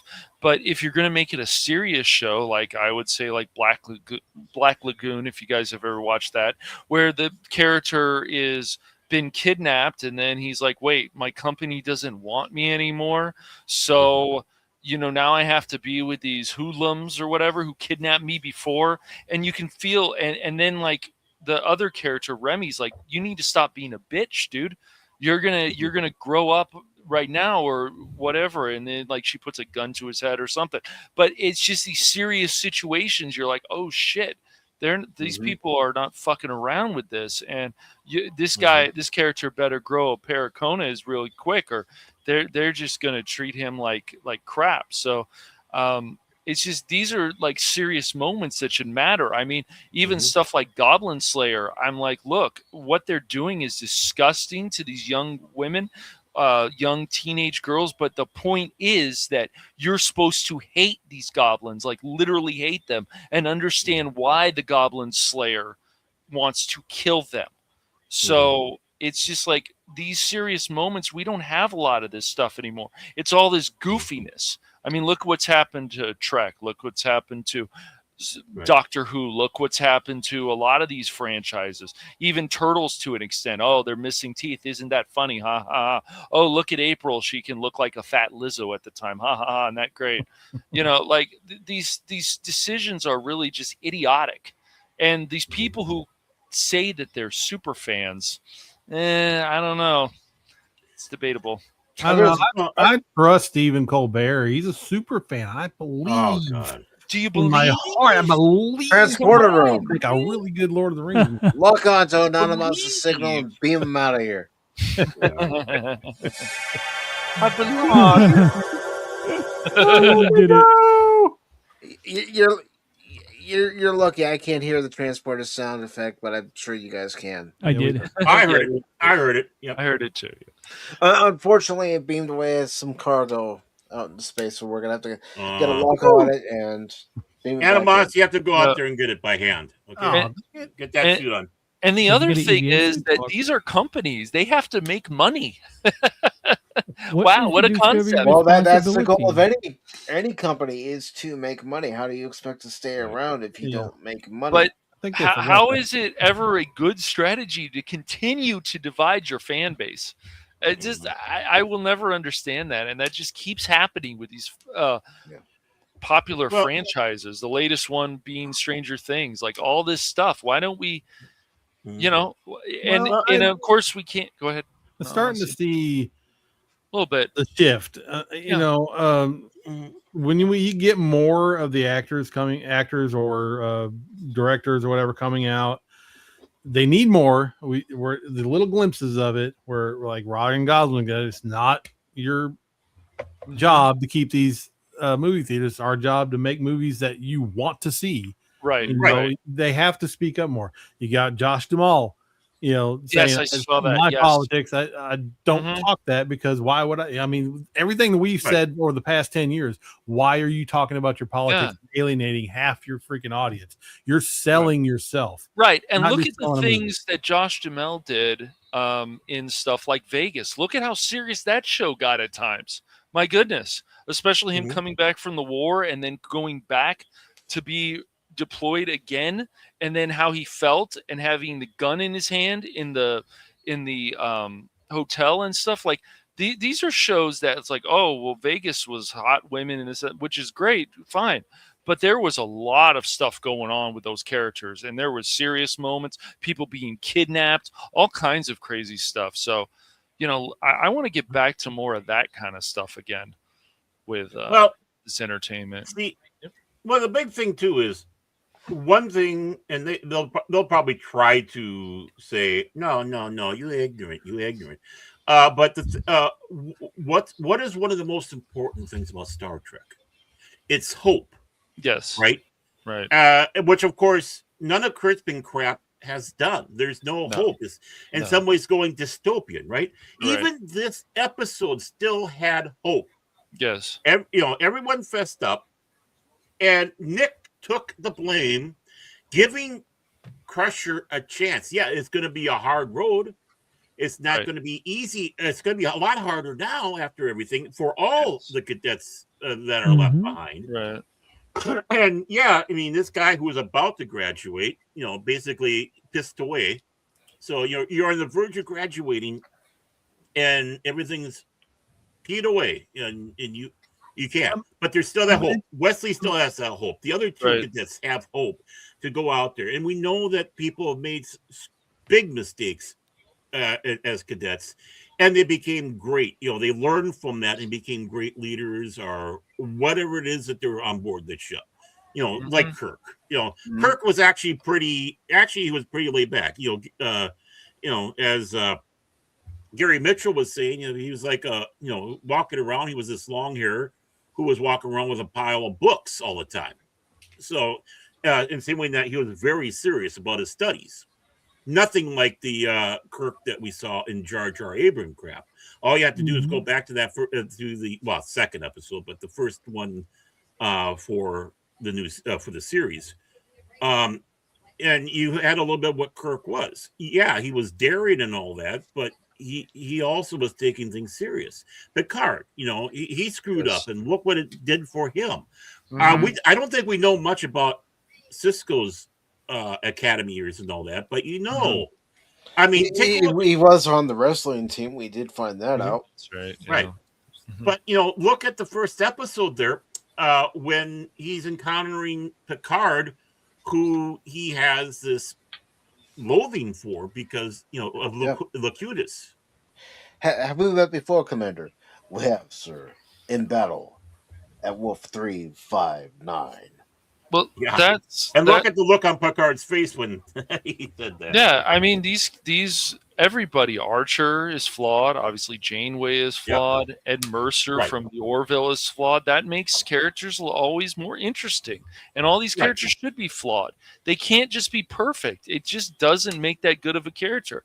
Even if people want to argue with that forever, it never has. So. You have to have flaws. Right. Picard had flaws, and all of them had flaws. Yes. And you learned that as it went along. And now we saw Wesley actually having a true flaw that knocked him down. Something we never really saw in when he was a regular. I mean, he had a little talk about being scared, with Best of Both Worlds, and he had that talk about, advice and stuff like that, which was good. And you would kind of expect, because not only is he a kid, he's an acting ensign. He's got responsibility more than the others on board the ship. He knows exactly what's happening, what they're facing. Yeah, that's a lot to put on a young man on that. But yet he persevered through that. And so you saw some growth with Best of Both Worlds. But this is the best one you have on there. And, of course, you really see him really screwing the pooch big time with this. Other than that, before that, he was like, it's like Wesley saves the ship, all the time, and they had to pull back on that one because he was becoming more of a joke than the Ferengi first appearance. But Wesley was a Wonder Boy. Gene Roddenberry's Wonder Boy, right? And you could have still played the Wonder Boy just as long as he did it right. It's like. Knowing that place, but which I wish they would have done a little bit more about that after Roddenberry was basically incapacitated and unfortunately passed away. Go, okay, we're going to redeem this character, but sadly it took this to do it. The final duty and this one, final mission. I mean, and then this one. And even the game, when he's on the game, it's like there is an episode where Wesley saves the day and it's believable.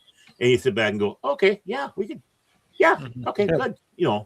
We can't argue with that one. This is palatable. With somebody else, and he's working with somebody else, so it's not the solo Wesley and whatnot. So, this is what. My God, with you, Mike. I want more of this. I want Star Trek to come back, and I want to be glorious. I don't want this, neon lit sets like they have for Kurtzman crap. I think they all look horrible. I don't want to see sets where it looks like you're stepping into an Apple store. Right. I wouldn't mind seeing how they originally wanted to have the Enterprise D bridge a little bit. Where it was a little bit more loungish, where eventually where we had the 3 seats was actually a couch down there where people could sit, and then you had like a over, the bridge was large and there was like an over, a thing up above so you could look down on the bridge and such. It looked fancy, it looked automated like Roddenberry wanted. They just couldn't afford doing that set or have the space for it. But I mean that's if I'm picturing what Starfleet would look like, say we push it 100 years into the future, that's what I envision. Just like, the Enterprise D bridge, how that evolved from the movie's original series and such. So, not the Apple Store.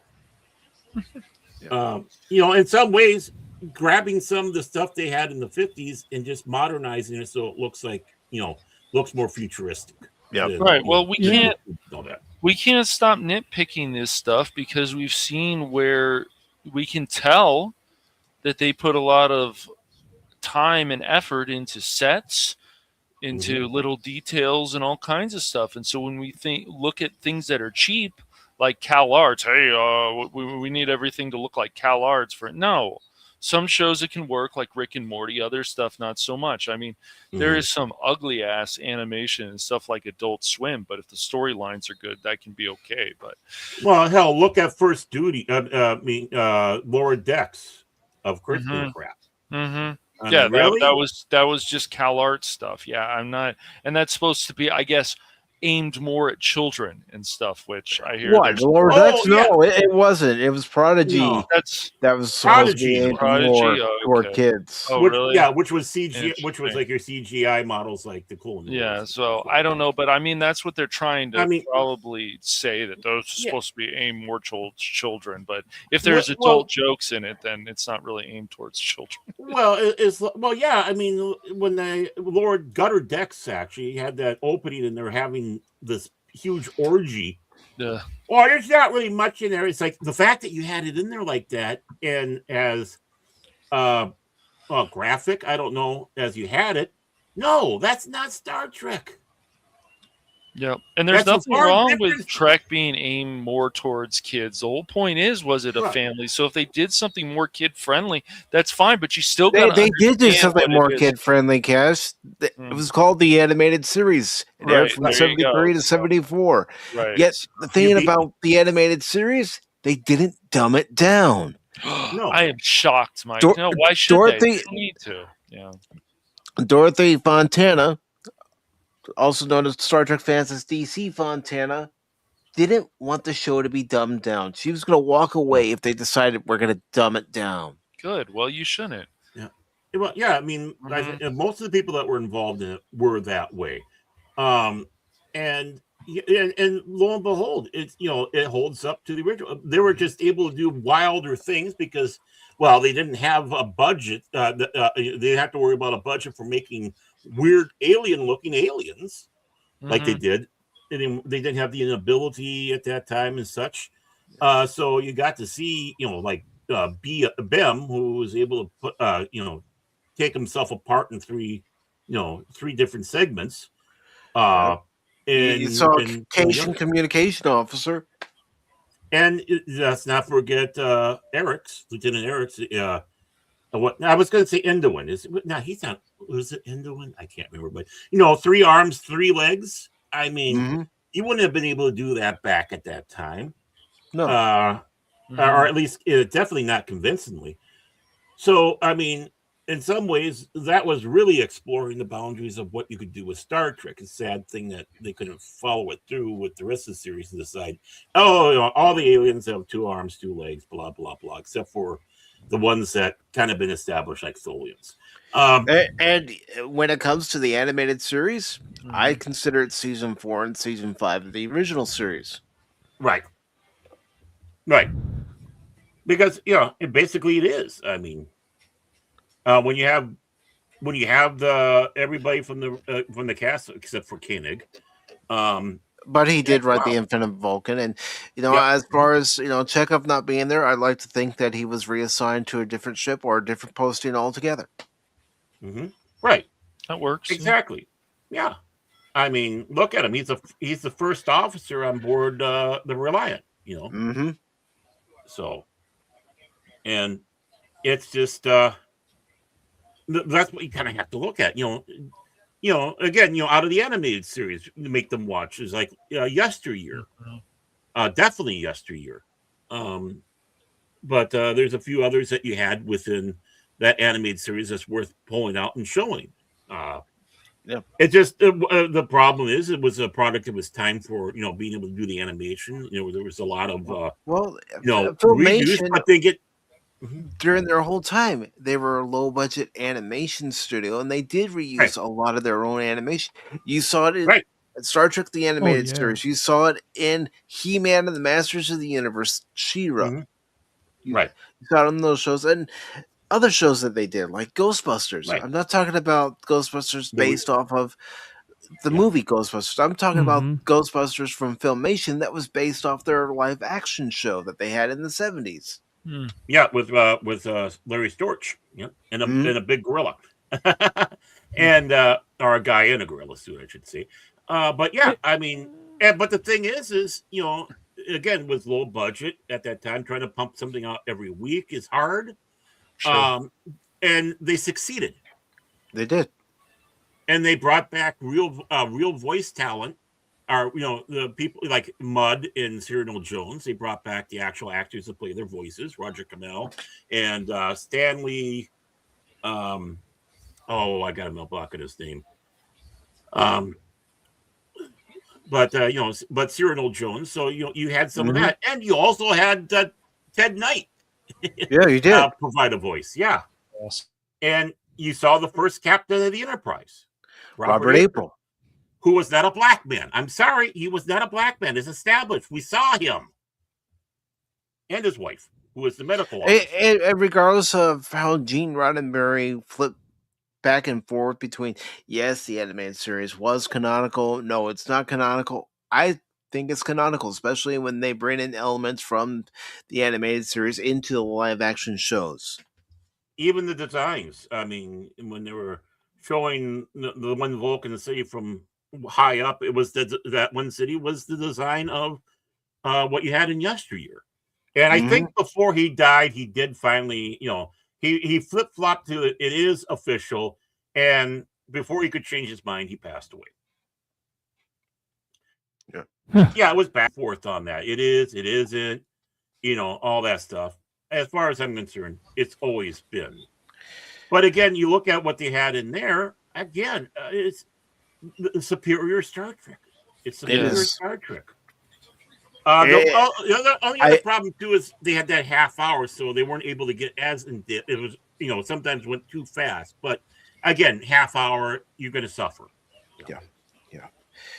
But it was still Star Trek, and I would love to have real Star Trek back. But again, if this is the last hurrah for Kurtzman Trek, which I'm hoping it is, you got to let Star Trek take a break.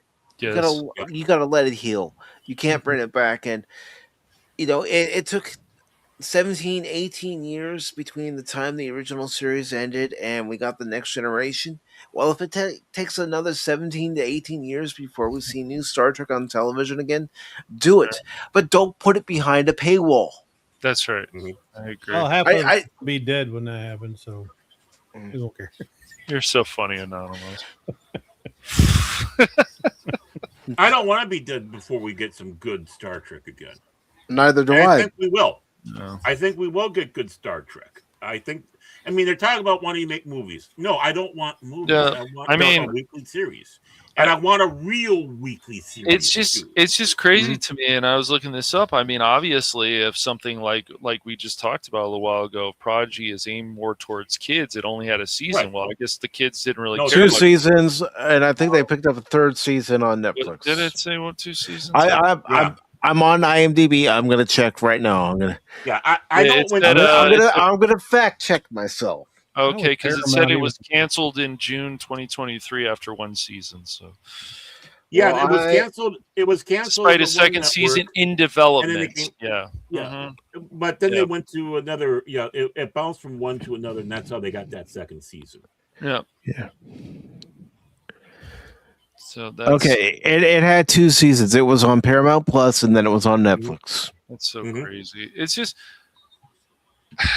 they just it's like that's why it's so crazy to me that there's actually people that decided that it was a good idea to start ruining people's childhood, and it's like, no, they can't. You think, no, that's ridiculous. People saying that, come on.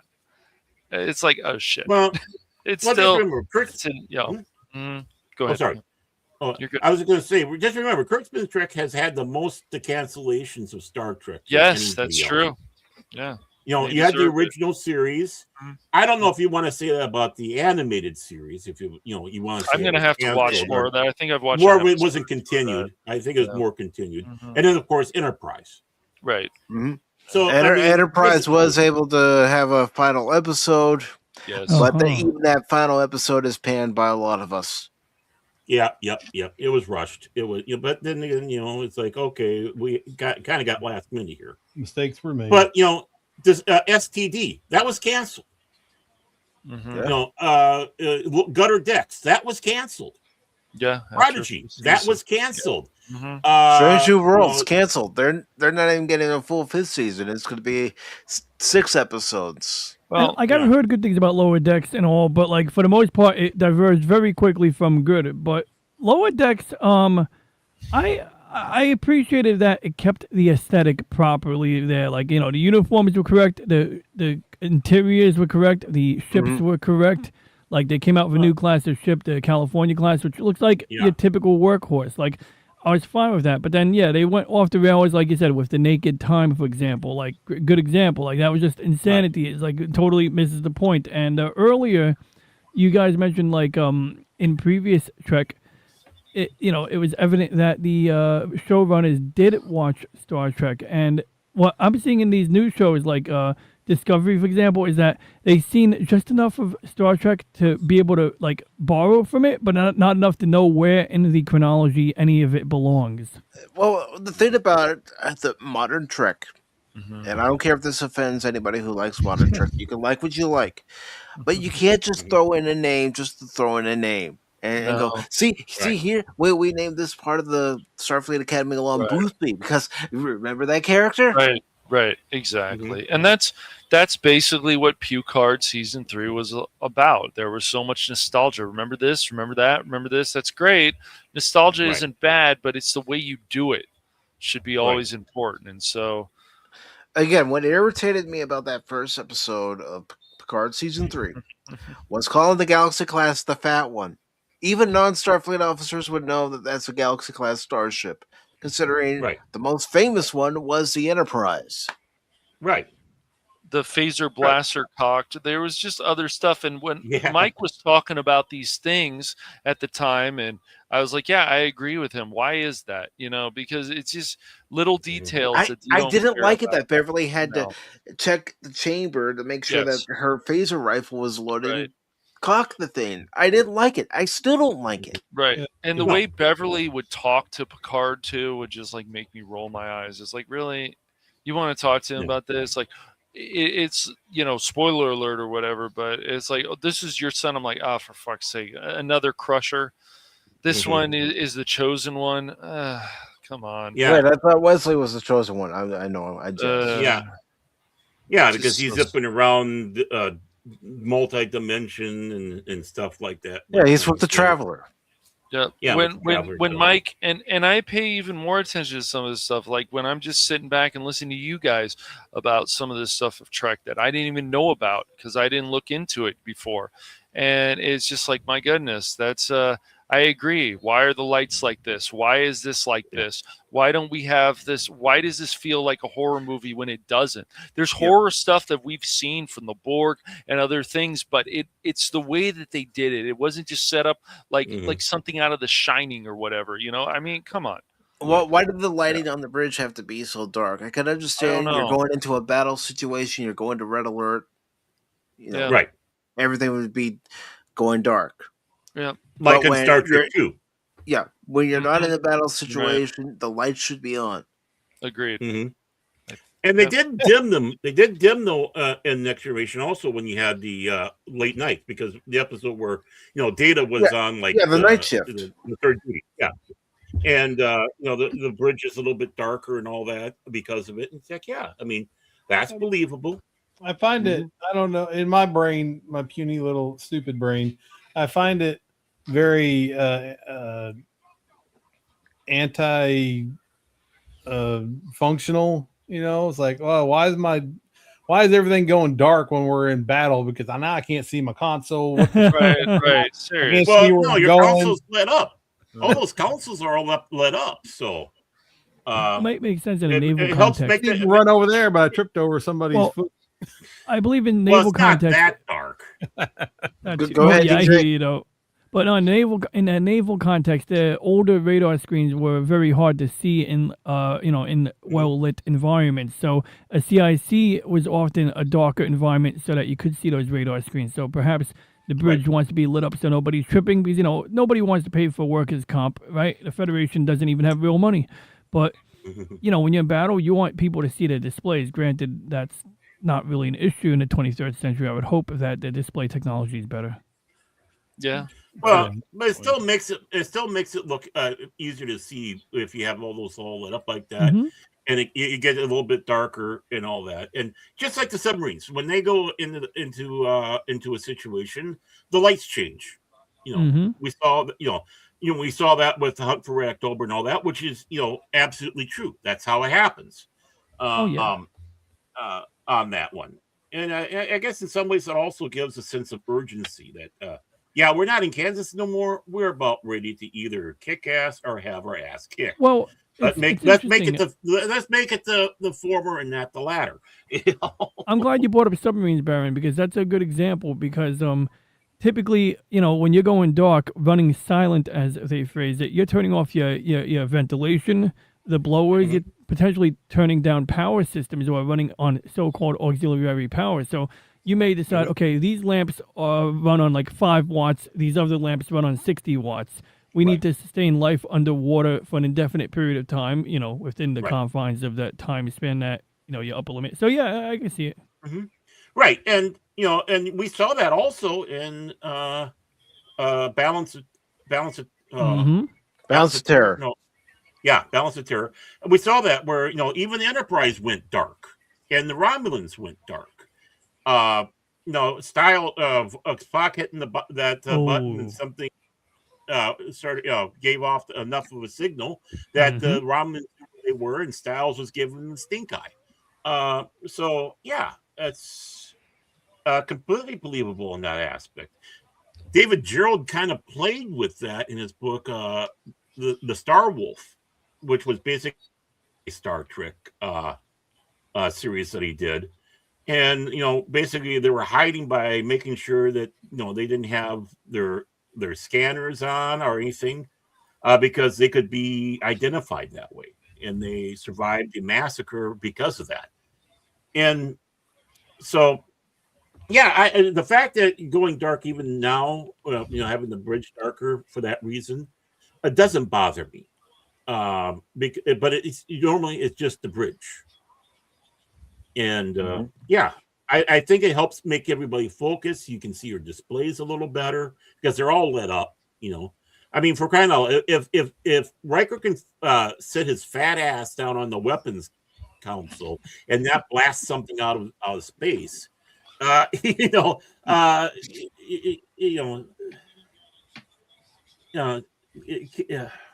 know where it's going to go with that, but I always remembered him always sitting on the weapons council. It's like, okay, who are you going to kill today there, Riker? One good fart and that's it. You just destroyed a planet. Baron. Wow, Baron. That's one way to put it again. Well, I mean, honestly. Whoever was doing the episodes where he was doing that, they should go back and say, hey, Jonathan, not there. Please, not there. Well, besides, like Michael Dorn had a touch over there, and I don't think he had a touch over there after. That's a good point. You're making a. Well, it's crack. just Is there something wrong, Mr. Worf? It's just that you were sitting there, Commander. You didn't even sanitize the area after you left. Yeah, exactly. I miss things like when they were playing cards and stuff. Like they don't care about these things anymore, and it's disappointing. It really is.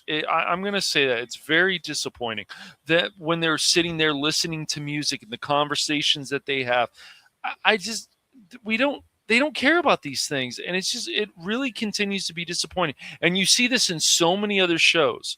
And then, we have to bring back another show, for example, like you had brought up before, Baron, about Matlock. Why do we need a female version of Matlock? Why not? No, we don't. Just watch the original. Like all these decisions of all this stuff is just really rigid, but it's still popular. Look at it. Great. Well, Kathy Bates is a really good actress, but that doesn't mean anything. Like, why do we want to watch that? Doesn't mean she's Matlock like Andy Griffith was. Exactly. No. Exactly. Nor should she be. No. I mean, when you try to impersonate too much, I mean, that's why Picard. It's great that Picard was a different captain compared to Kirk, and why Sisko was different from both of them. And then you had the squeaky voice one, which I don't know what she was trying to be. Right. Well, they're just using like the old stuff as a skin suit. Right. They could have easily revamped this thing, made her a lawyer that did the same thing, changed it up a little bit, called it a friend of Matlock or something like that. Of course. It doesn't even have to be associated with Matlock. They could have named it something completely different, no association, and it still would have been the same show. But it's badging. Use the name. Badging. Right. Yeah. It's badging. It's all. I mean, again, Kurt's been crap. It probably would be, it is its own creature. It doesn't even reflect anything of Star Trek. Just have it your own show. But no, we got to badge it so we can bring in all these people. Pretty much. Speaking of badging it, in Kurtzman Truck, they introduced a character in the holodeck called Badgie. It's like, no. What show? Badgie. How you doing? Well, that wasn't that. That was on lower deck, gutter decks. Yeah. But did they do it? Did they do it on Academy too? I think Gutter Decks is a better show. I don't think they did, but trust me, we haven't even seen what season 2 has in store. So who knows if they might throw in there. I haven't seen even season 1. I just know Badgie, what is this, like they Flippy? they had I'll bring up the character. Yeah. I know. I mentioned it.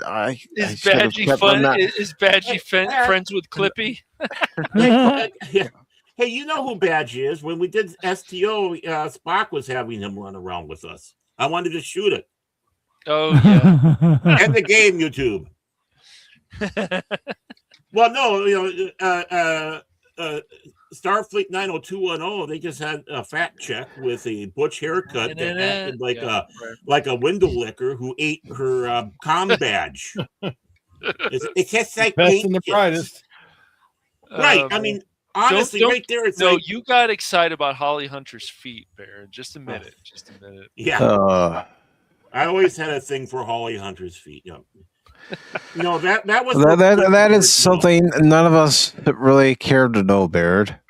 And if I'm speaking for myself, well, then I'm speaking for myself on that note. But I didn't need to know that, Baird.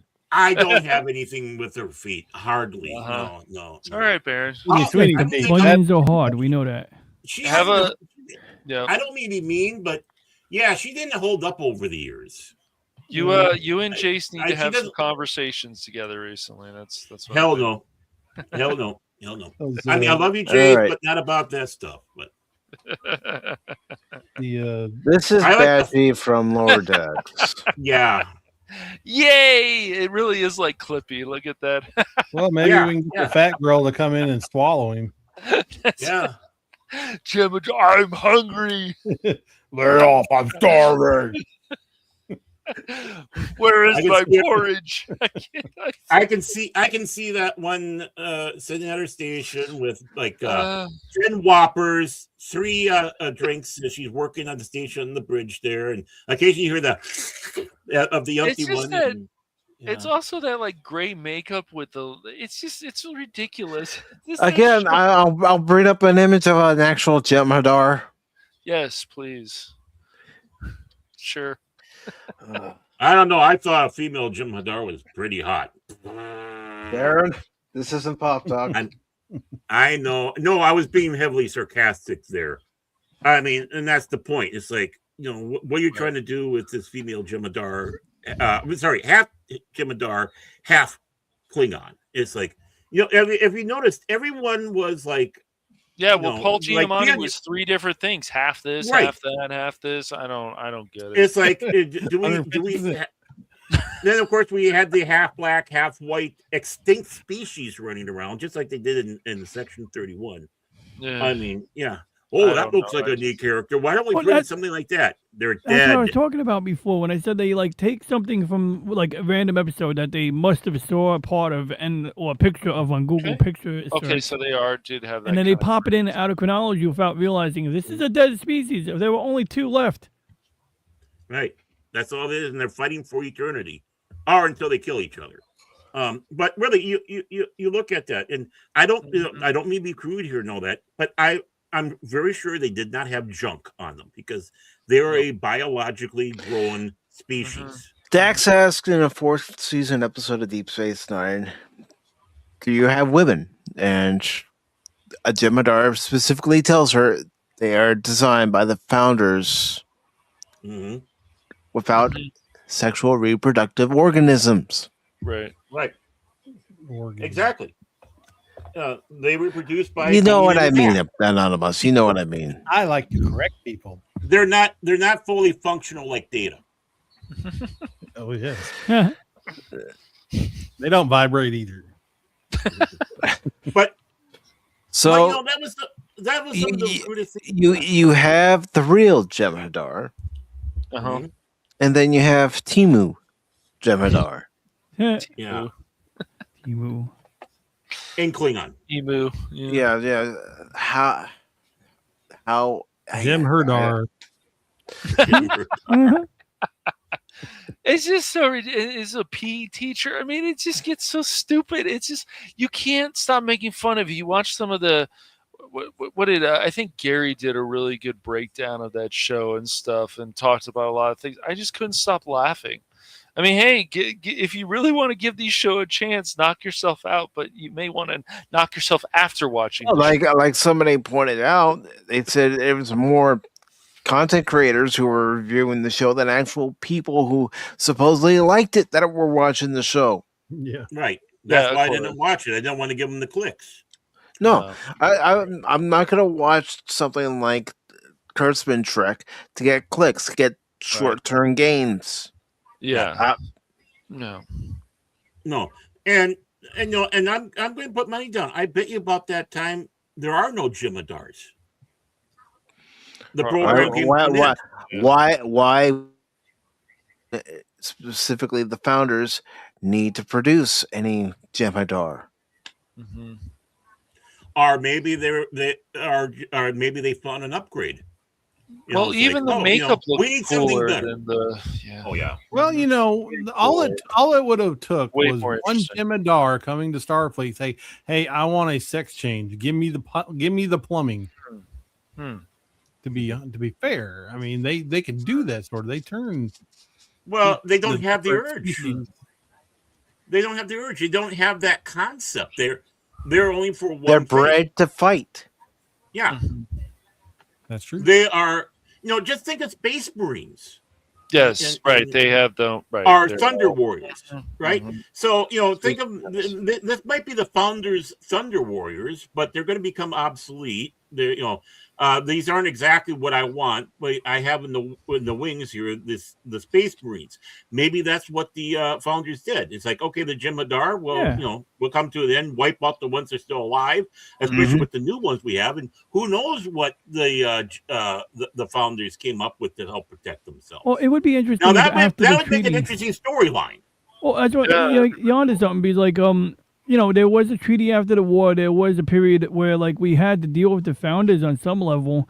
So maybe by Starfleet Academy, we have a founder at the academy who sort of covers the history of the Dominion War, what went wrong. Sort of like having a Japanese professor who served in World War II at your university. They could have gone a lot of interesting directions with it. I don't know if I trust the writers to do that for that show, but they had an opportunity. Hello, Lady Miss. Well, yeah. And of course, you had that Ketracel White problem that the Jem'Hadar had. I mean, really honestly, Jem'Hadar were dependent on it. Yeah.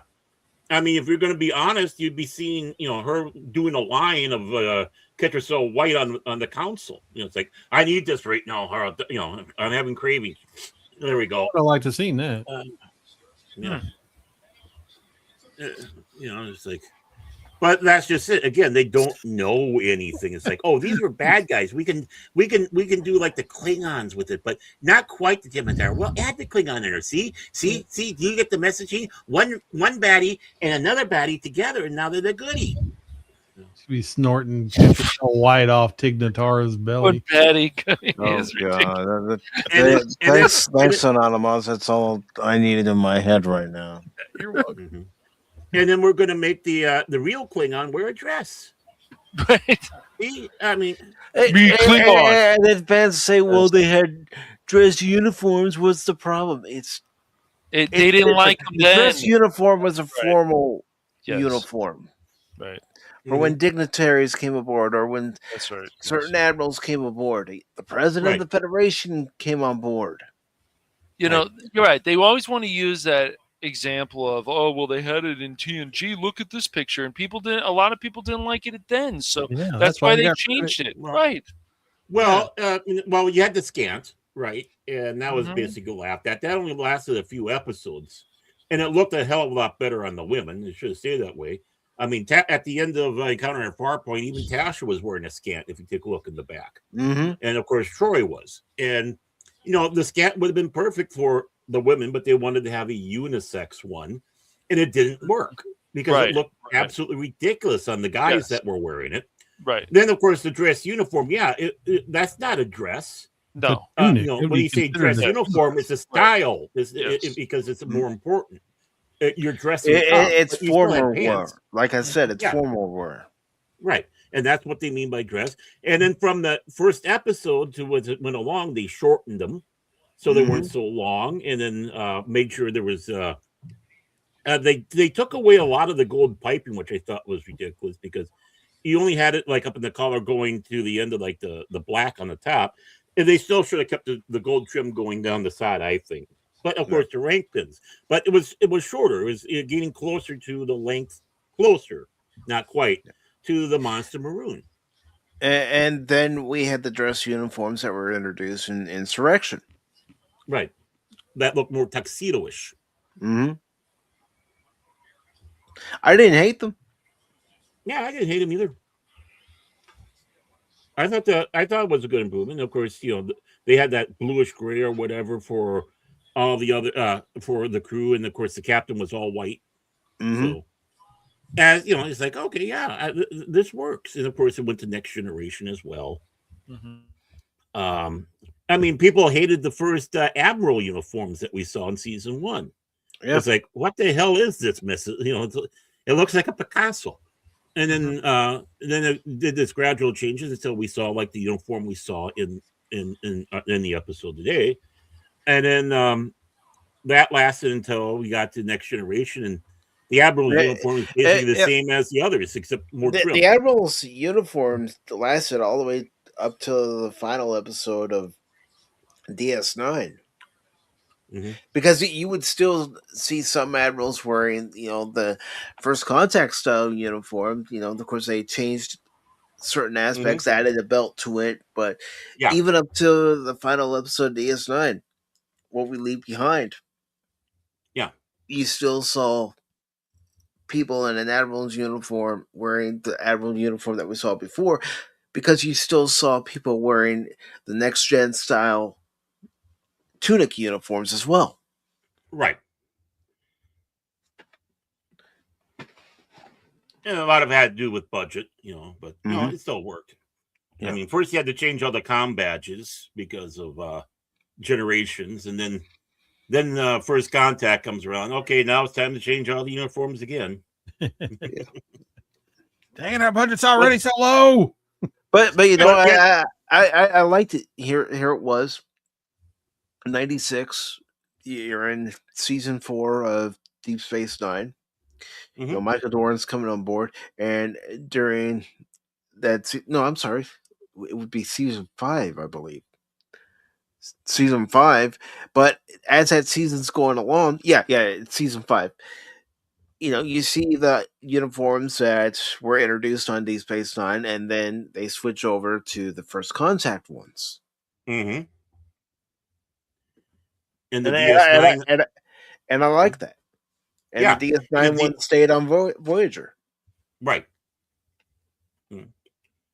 Which I didn't understand why, why they just didn't have the regular Starfleet uniforms on that, but whatever.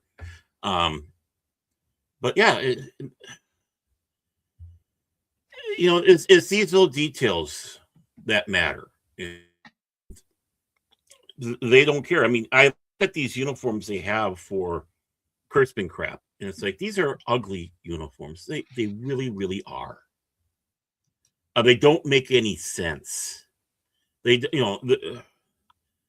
like, I don't know how to describe it. I know the first time I saw the first season uniforms, I was at a dentist's office. I think I was looking at a People magazine in there, when People was actually a good magazine. Mm-hmm. And they had the cast photo of the cast. I think it was early enough they didn't have Dorn in there, because they were still trying to figure out what they were going to do with a Klingon. Was it just going to be kind of a minor character in the background, or was it going to be a true character who we're going to get? So he wasn't in that. But I thought, oh my God, they look like a rig out of Lost in Space. It took a little bit for me to warm up to, but when you got to that third season uniform, it's like, there we go. Yeah, the tunic style uniform.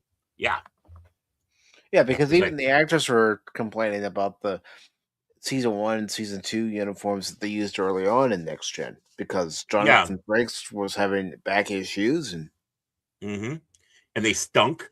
Yeah, they stunk, and how tight they were. They had to wear like undergarments that were so tight and squishing the gooey sack, just are not even wearing them. I mean, we don't know. I mean, Gates McFadden did have that zipper go down pretty far in the Naked Now. I don't think she was wearing anything under there. And I'm not being crude. It's just the fact that with those uniforms, you would have seen a bra strap, or even Gene Roddenberry didn't want those to be visible. Even zippers, he didn't want those to be visible. It's supposed to be the future. Now, I remember they had to wear certain undergarments that was really tight and form fitting. Whenever you saw they didn't want bulges on the men. They didn't want to see any of that mess. And the quote unquote bras that they did wear for the women were to enhance the bosoms. Just ask. That's obviously we shouldn't have that. Ask Marina Sirtis.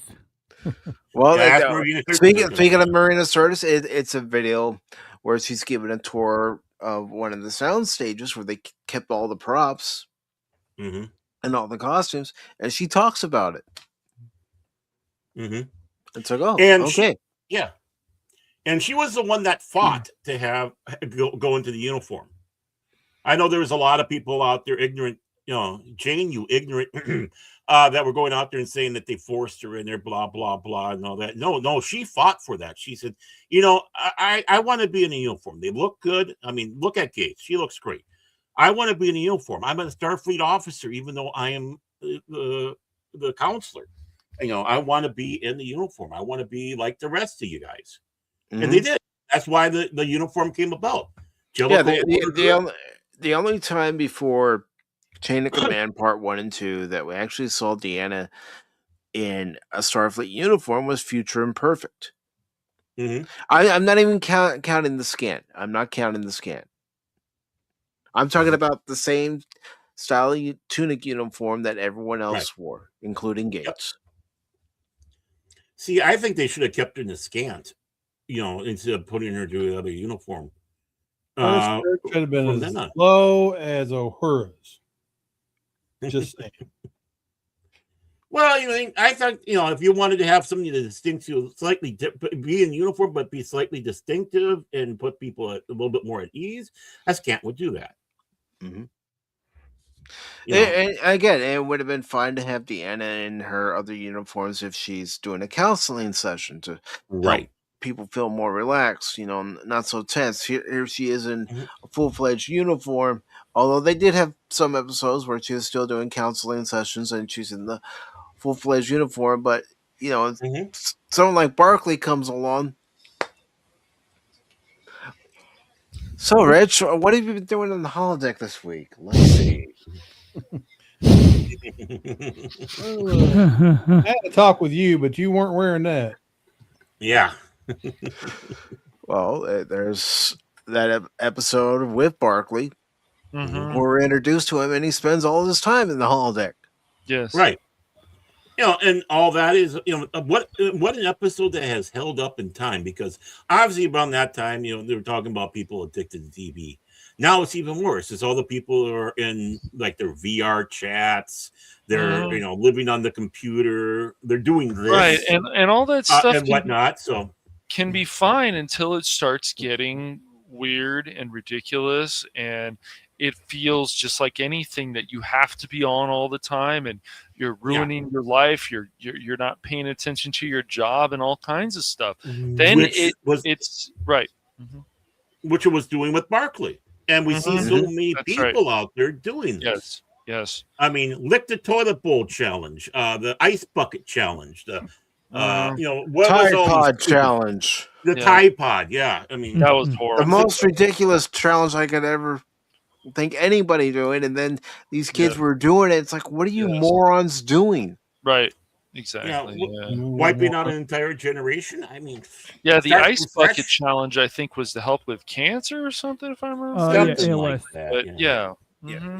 Well, it was like, before COVID hit and everything, people were doing the broom challenge where they would, take a broom and try to stand it up. Yeah. And you know what?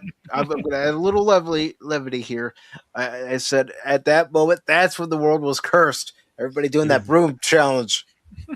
But I know I sound like an old man, but it all started.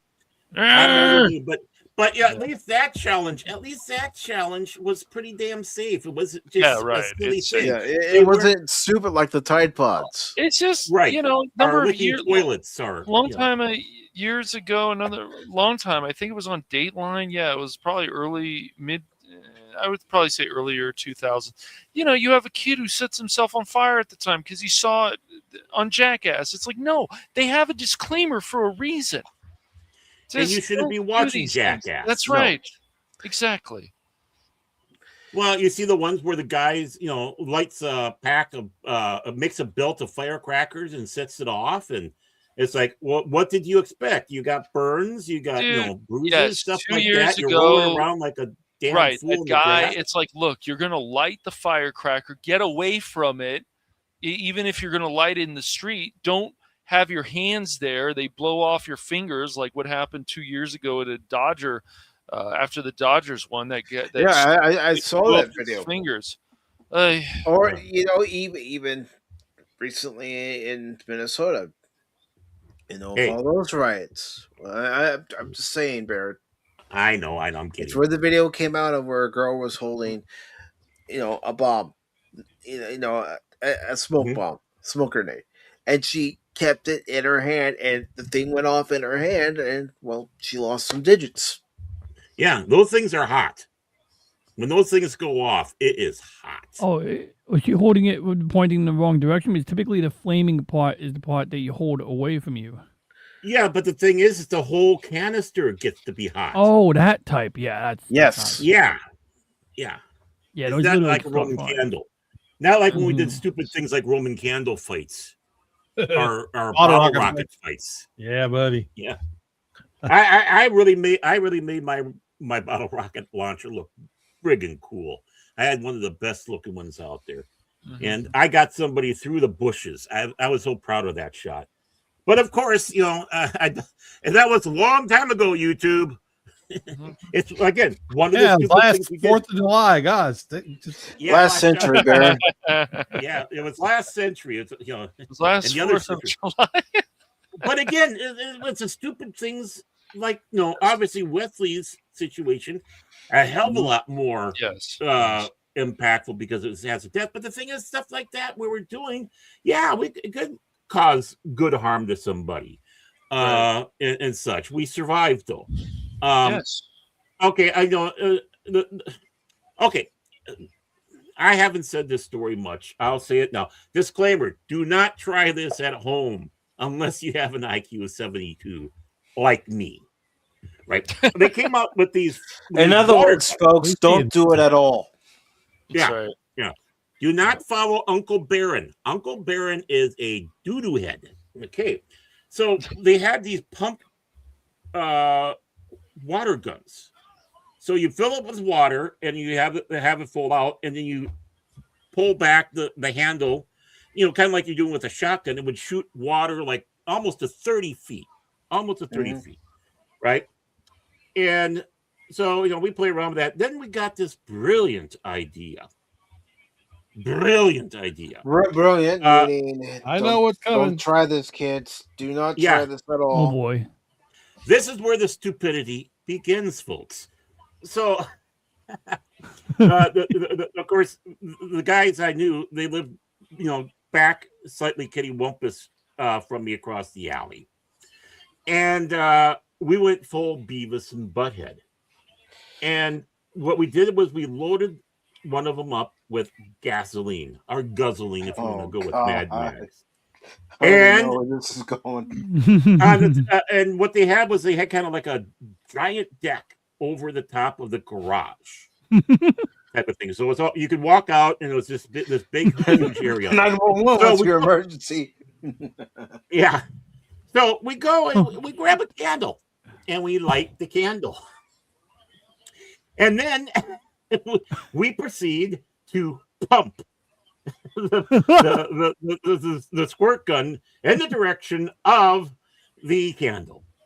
Boy, it was such a beautiful flame. It looked like it was right out of the freaking movies. It's like, I'm like Arnold Schwarzenegger trying to burn down the bad guys. Mm-hmm. Well, their mother, saw flashes and came up and go, "What's going on here?" "Oh, nothing. We heard." And so we're able to get nothing. It's like, well, I saw. It's like, well, maybe it was a reflection off of something or whatever. We're kind of doing like the kids, like the cadets were in the first this episode. Yeah, they're trying to do a starburst.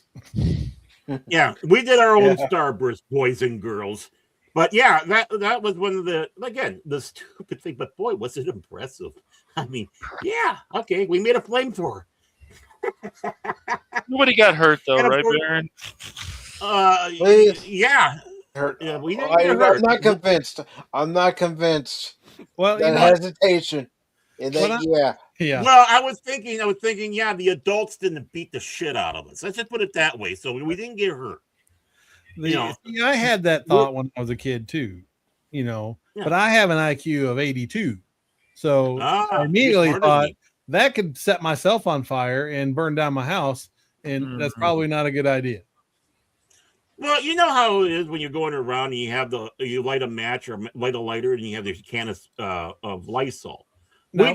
We just stopped it. We just stopped it. No, we have I don't know. We use carb cleaner. That was way better. Well, I remember, the thing is we were smart enough to shoot it out from the house. Yeah, not on the deck. I remember somebody messing with a lighter and a certain hairspray can and Aquanet. Doing stuff during a church function of all things. So, God.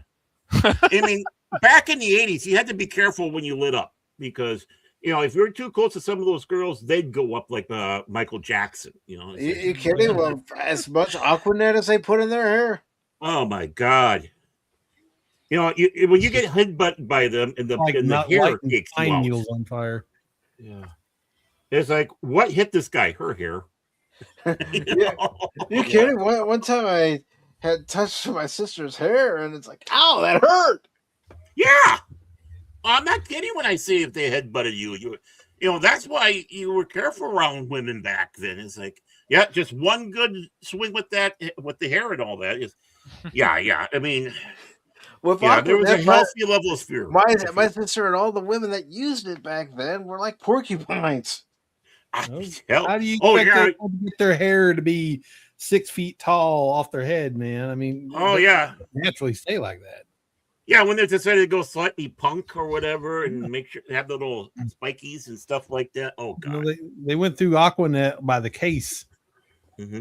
When you have to go on a date with safety goggles because you're going to have to do a soul dance, that was that bad, Yeah, when the girl, you're down a date and you're making out and the girl run your fingers through my hair and then it gets stuck and you can't get it out. Yeah. Help! Like, help! Yeah, and then the fire department comes. Really? It's awkward. That's her. Oh no! He comes. We're gonna have to amputate. Mm-hmm. Yeah, the third one today. This is the third one today. Come with a warning. Thank God that's the only part. That's the only hair they did that to. So thank God for that. Yeah. But any final thoughts on tonight's episode, gentlemen? Yeah, don't take a pump water gun and use it as a flamethrower. The episode. Well, I was using it as a comparison. See, think before you do anything. Don't open your plasma port and use it as a flamethrower. Just like we did with that in the episode. It was like, let's do something impressive. Let's do something impressive. Think before you do it. And, in this episode, again, it's the humility, not humiliation, the humility to be able to stand up and say, yeah, we did F up, and have all those eyes on you, including your fellow cadets that were part of this. But you got to stand up for what is right. And to let the other cadet take the blame and have that shame when he shouldn't have it. You honored a little bit of his legacy. Yeah, he was part of it and all that, but at least now he doesn't have the stigma of being the one that caused. I mean, yes, he did, but it was because of all the pressure that was around him and being kind of trying to be part of the in crowd. We're gonna do something cool for ceremony, and it doesn't matter if it's dangerous. Oh, everybody can handle it. Yeah, it's just basically take a moment and start thinking. And if something goes wrong, it's just better to fess up.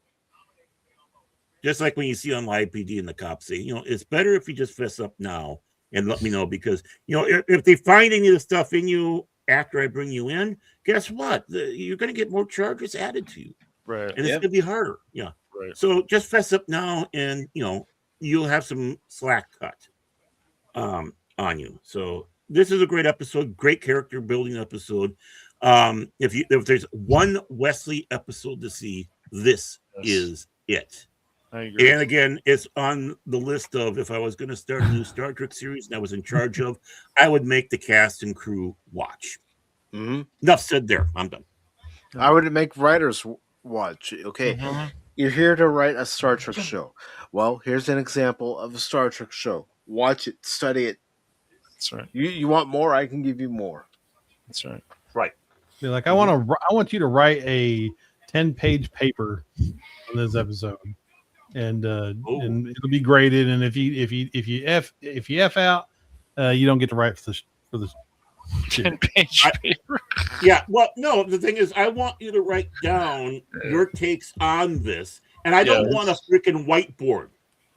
We're talking about it, not putting the stuff on a stupid whiteboard like dinosaurs. Or ask them, what questions do you have about this episode? God. So are trying to whiteboard the aristocrats joke. Dinosaurs. Hey, Phil, it's good to see you, brother. I hope you're doing well tonight. Philly boy. Philip Yeah. Oh, Philip J. McCracken he is missing out on a tour de force acting of Patrick Stewart as Jean-Luc Picard. A tour de force. Academy Award. Absolutely, man. Your favorite actor, Phil. Phil would say if he were here, Picard can't throw a punch.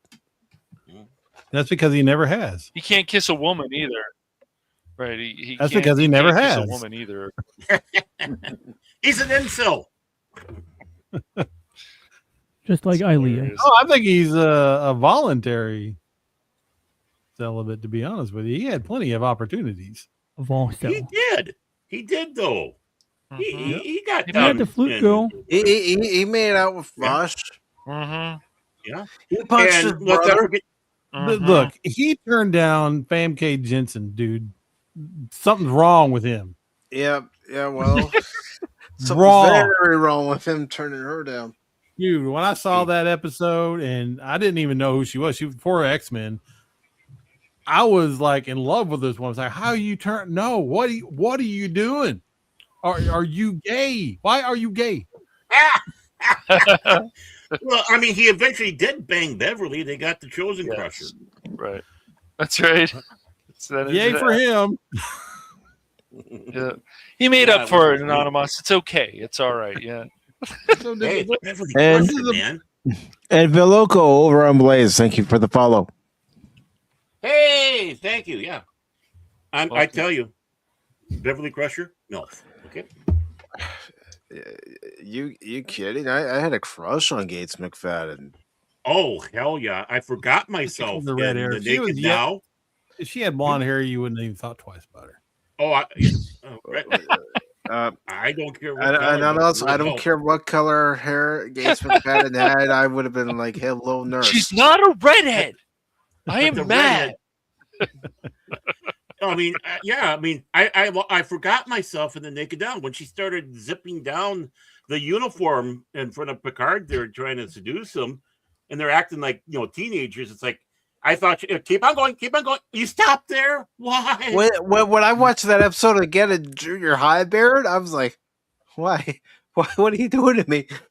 Yeah. And then, of course, junior high, when you see the reruns of the episodes from season 1 all the way to season 5, and then of course you have season 6 come along, and you have Troy show up in that one episode where she's wearing that one dress. I'm like, humana. Hey, I tell you, when they were doing their exercises with the mirrors, there we go. Yeah, that was nice. I was focused on Beverly. It's like Dion and see over there.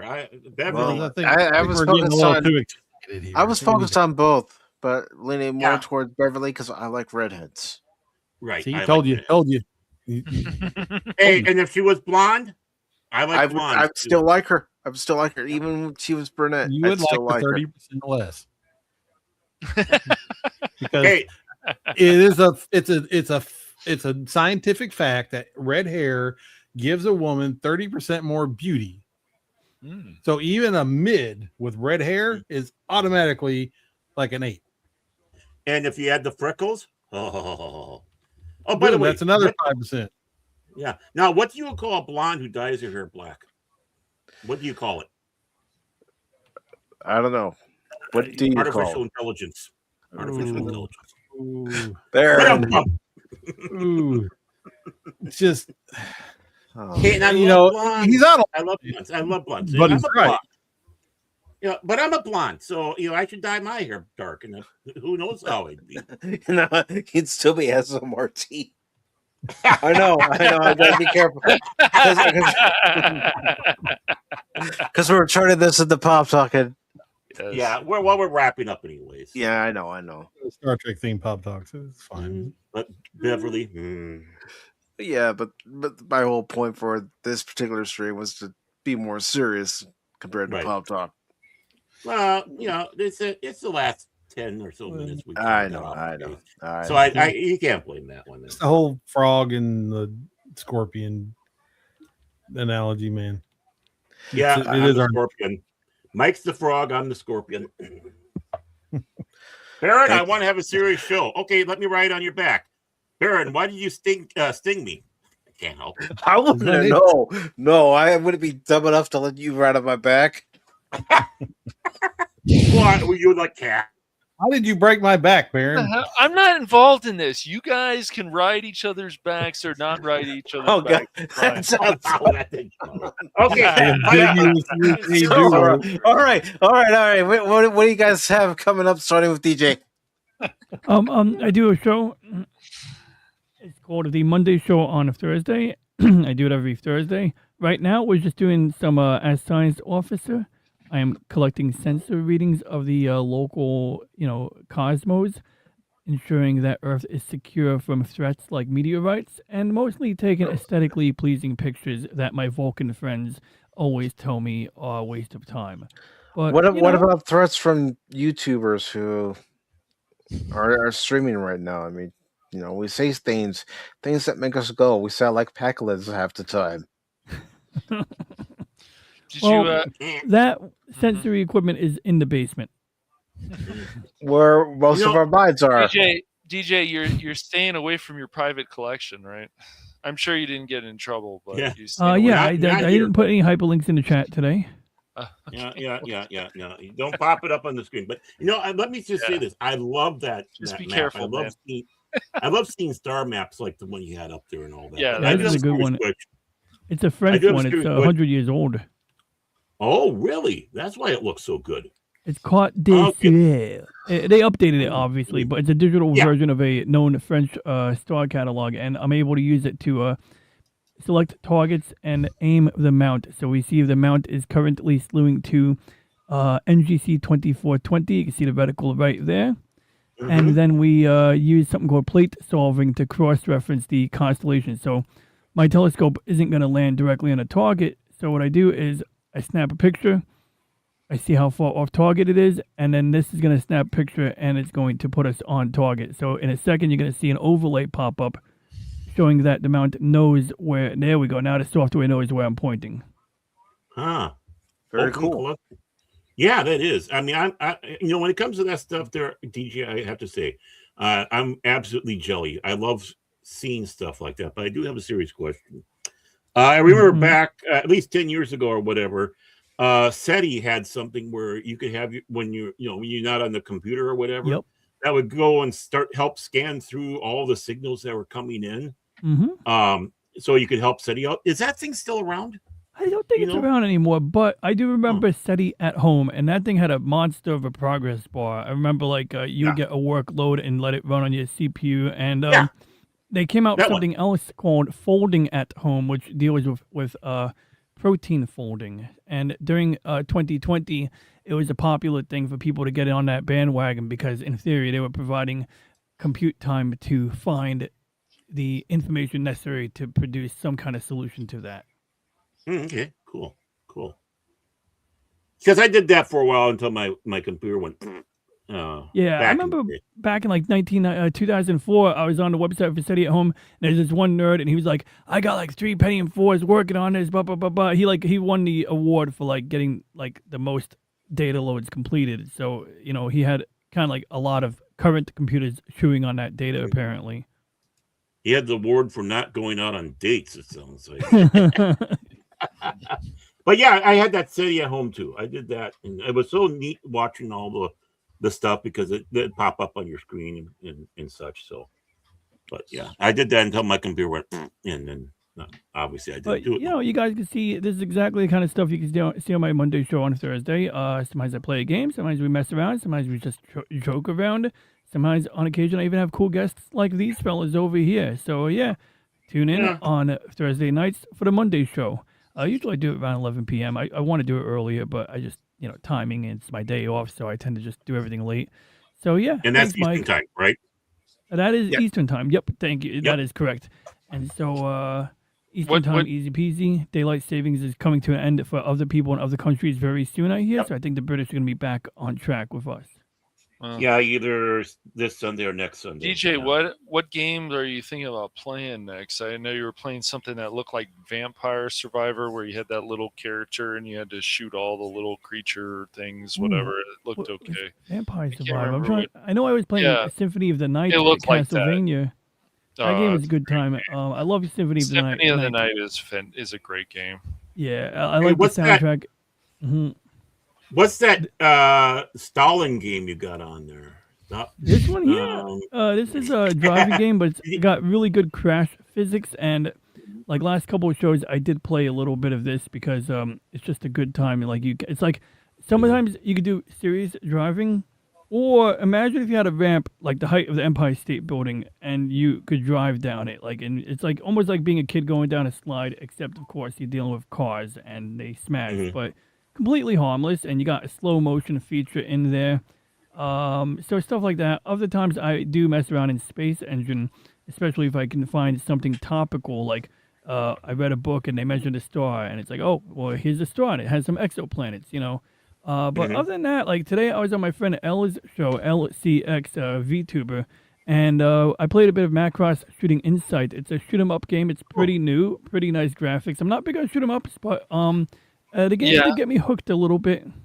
Is it free to play? This is not a free. No. This one here, it was in development hell when they had a release date for it. They ended up like not releasing it on that date in the United States because of copyright issues, and then eventually they got it to come out. But it's more like you got like not cinematic cutscenes, more like captioned cutscenes, and then you got like really good visuals for the actual gameplay. It is a side scroller and a top down mode. I don't know if there's any other operating mode in the game, but so far I've gotten far enough to be able to tell that you can go side scrolling and then it switches over to a top down view.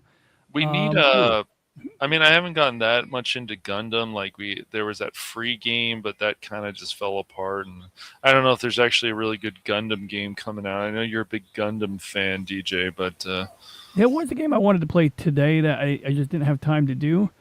Gundam Battle Operation 2. This one I would say is like, it's because I remember you were talking about Gundam Evolution, which I believe is defunct now, and it is. It had like absolutely no single player mode. It had a practice mode where everything moved slow, so it's like you couldn't even pretend that you were actually shooting because it was like pure target practice. It wasn't at all a simulacrum for the actual multiplayer mode. It was just there to show you how to operate the controls, which that's useful, but it was just kind of lame to me because I wanted like some single player action. Gundam I tried it a few times and I could never really get into it. Yeah, I tried it a few times too. It wasn't. I just want something that has those cool Gundams and just I don't know. Battle Operation 2, I think would be a game. Look at some videos, you'll see some examples of what I'm talking about. Okay. I think it's like I don't know how to feel about it entirely, but it lets me do things in Gundams, and you get like a pretty decent variety. I haven't gotten far in the game, to be honest, but what I've piloted, it looks and feels right. Yeah, okay, so you would recommend this one, all right. Is that the only one you'd recommend? Yeah, at the moment, although I did buy this Gundam Seed Destiny game, which was actually pretty good too. If you're into Gundam Seed, or if you at least are familiar with the lore. Not really. It had some it had some stuff that follows the story from Gundam Seed, including a space combat scene where you're flying right outside the ship, the Archangel. It's a bit Rails-like, but not quite. I mean, you do get to freely move around in a 3D environment, but is the other one Gundam Seed. Did you get more freedom in the other one? Yeah, I'd say the freedom level on both of these was pretty much up there. Okay. All right. Cool. Very cool. Very cool. You can always tune in to see my turtles. Back to you, Mike. Yay, turtles. We love turtles. Very cool. Turtles. Now, Anonymous. What do you want from me? What? Well, do you have anything coming up? Anything in the pipeline? No. We want the itinerary of your life. What are you doing tomorrow? The whole thing, You're going to develop that. He's going to be in his sea shed doing his honey to-do list. We've had the 90s show, so you're going to develop the 2000s show then, right, Anonymous? Right. We need the 2000s. Make it great again. Kitty and Red are at the nursing home.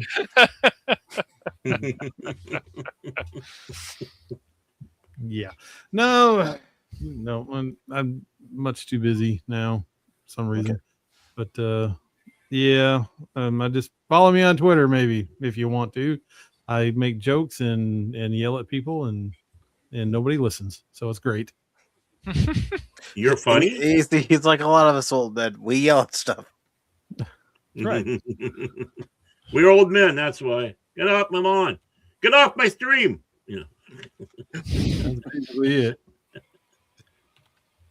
All right, brother. All right. And what about you, Baron Horman Tag? Nothing at this moment except hanging out with you guys. It was fun playing with you on Friday. I hope we can do it again. Yes, that was fun playing Arc Raiders yesterday. Yeah, a bit different than I was expecting. So, it's like, okay, we got our stuff. We're good to go back. It's like, that's all? Other than the fact, of course, we had robots trying to kill us. But I'm sorry that those 3 times that we got killed, I take full responsibility. I lost such a good rifle on that one. But hey, no problem. I'm over it. I'm over it. But yeah, so I hope that happens, and I hope Cash is able to join us. We can get back to doing our, our Friday Night Hooligans gameplays and all that. And of course, hanging out with you here every Wednesday and Sunday. And I need to get in contact with Pops so we can do the next movie. I see the one we did on Rollerball and the remake in the 2000s remake is now available on his channel. 3 days old. I haven't seen the end product, but yeah, go watch that. Let me get Pop's link so folks who are watching on all the platforms can actually check out Pops. He's a great dude. Right. Pops is great. Pops is wonderful. He is far too nice to me. Let's just put it that way. He's a very this man is real. I mean, all across the board.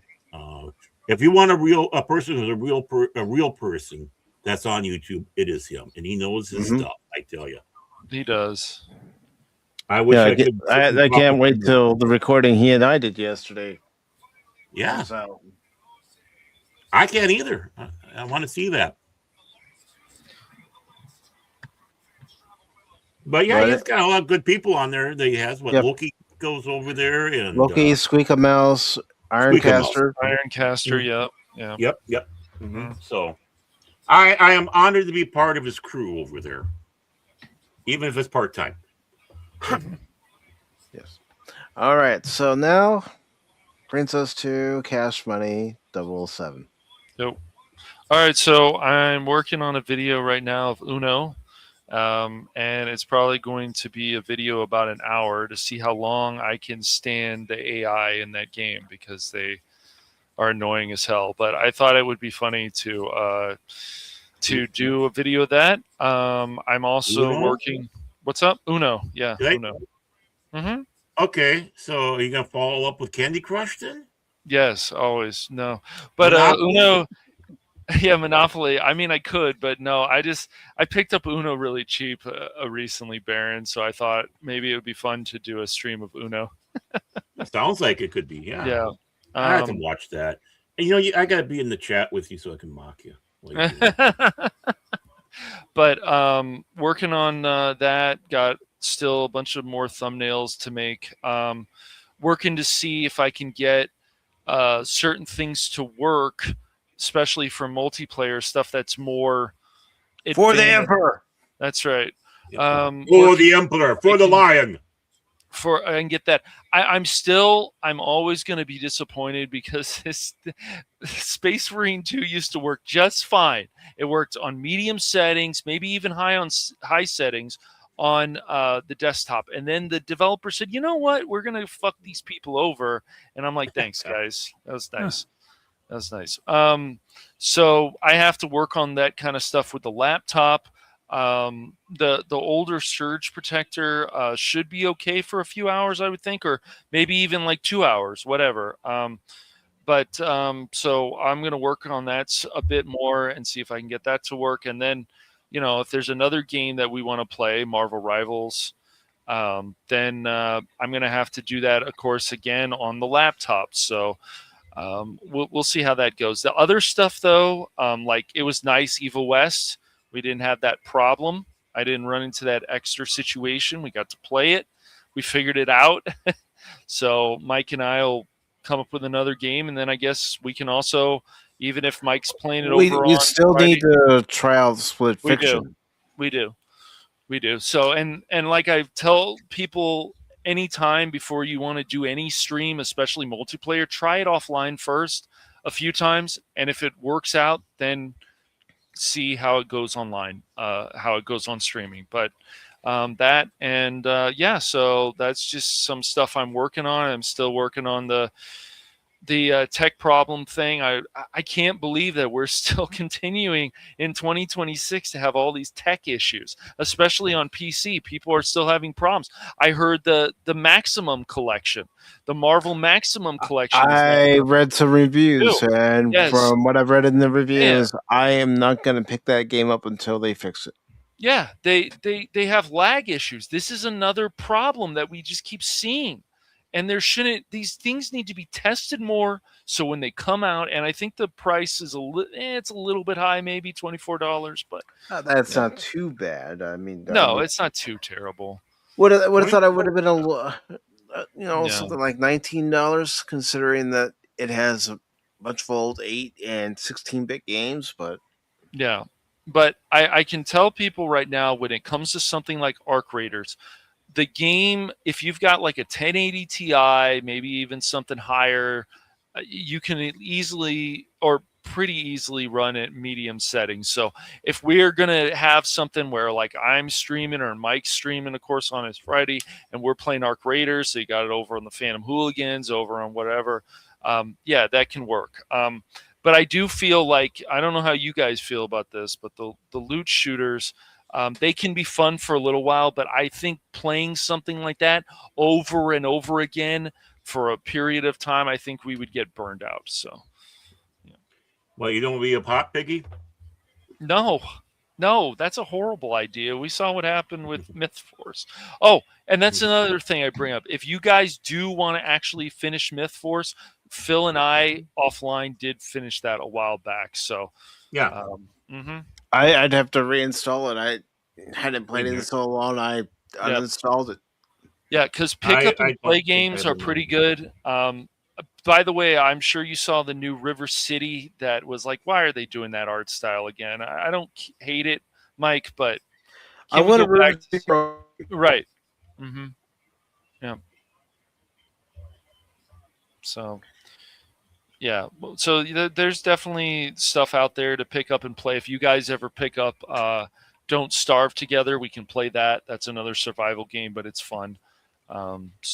Well, I will say the one game I'm waiting on, because it's the one game that's number one on my wish list right now, is Pragmata Sketchbook. That looks good. Forward to that game. That was a good demo, and so and it ran well even on older machines. So yeah, definitely. But so that's what's coming up on the Phantom Hooligans. I also made an account recently on Blaze, just for another backup. So let me get that link. Yeah, I signed up for it. I just haven't set anything up over there. Yeah, because we don't know what we need. Yeah, so right, and it's got like a more of a Twitch setup, but I see potential. I see potential. So, well, as long as they don't hump us over like YouTube or as long as they don't become Kick or Twitch, because I tried Kick, and I don't like the fact that it has so many bots over there. Right. Yeah, I got you. Yeah, it's annoying. Yeah. So, yeah, there's always stuff that we can find to play. I would even say Power World can be fun. It gets challenging, of course, but it can definitely be fun, and it's on sale right now for $22. Survival meets Pokemon meets guns and all kinds of crazy stuff. You can even eat what you would say Pokemon, and if Whoopa was here, he's like, no, they're eating Pokemon. I think he would declare war on you, Cash. He might. So, but that's of course why Whoopa wouldn't play it. But surprisingly, the building in that game is pretty good. There's a lot of potential. They need to do more with that game, so we'll see. But there's definitely games out there that are good to pick up and play. Takeover 2 has potential, so we'll see how that goes. Definitely feels like that final fight. Toxic Crusaders has a lot of potential again to be another fun beat 'em up. So, yeah. Well, I know what I'm going to do though. But those I'm going to gift Mike this simulator that I found, Content Creator Simulator, and he can. Darren, I don't need Content Creator Simulator. I'm living it. It might help, just saying. Might help, 99 cents. So I said, you go gift it to Mike and say, come on, play it. Yeah. If you guys, if I could, I would probably give some of you guys the multiplayer stuff of Mass Effect 3 because the Horde mode stuff in that is really fun. Unfortunately, in the Legendary Edition, for whatever reason, they didn't put it in there, which is really stupid. But I did find out recently people can still play it, but we would have to be on EA's app. It's okay, but it's just all these launchers. Yeah. Well, you have to have EA if you're going to do GTA. So. Yeah, for the Rockstar, Rockstar, GTA, yeah, they have their own launcher too. So. Yeah. Anything else, Cash? Nope, that's it. All Coming right. up on the Phantom Hooligans and the Rumble, Cash Money Madness and stuff. So yeah. Wow, I like that. It had an ending. All right. So before I let everybody know what's coming up on all the channels for this week, I do want to thank Shane for stopping by, also known as You're Wrong. And also, Joseph Frost Ghost, thank you for stopping by. DJ, thank you for telling him about the stream. Appreciate it, brother. Oh, no. Thank you, Joseph, for tuning in. Excuse my mouth. Thank you, Joe, for tuning in. Also, Tommy of Tommy and the Guinea Pig Collective, thank you for tuning in, brother. Blazerhawk Darren, thank you for tuning in. Also, want to thank you, Lady Miss, for tuning in, and also thank you for the generous $2 super sticker. Really appreciate it. Also, Sylvia, thank you for tuning in over on the YouTube side. Phil McCracken, thank you for tuning in on the YouTube side. Railway Gaming, thank you for tuning in on the Rumble side.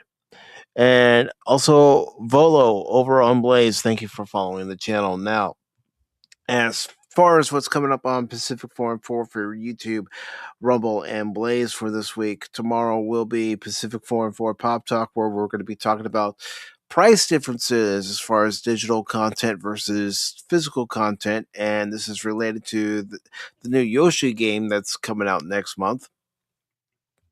And we're also going to talk about James Gunn and what his relationship is like at the DC end of things at Warner Brothers, and who oversees his scripts, whether they get approved, whether they are unapproved.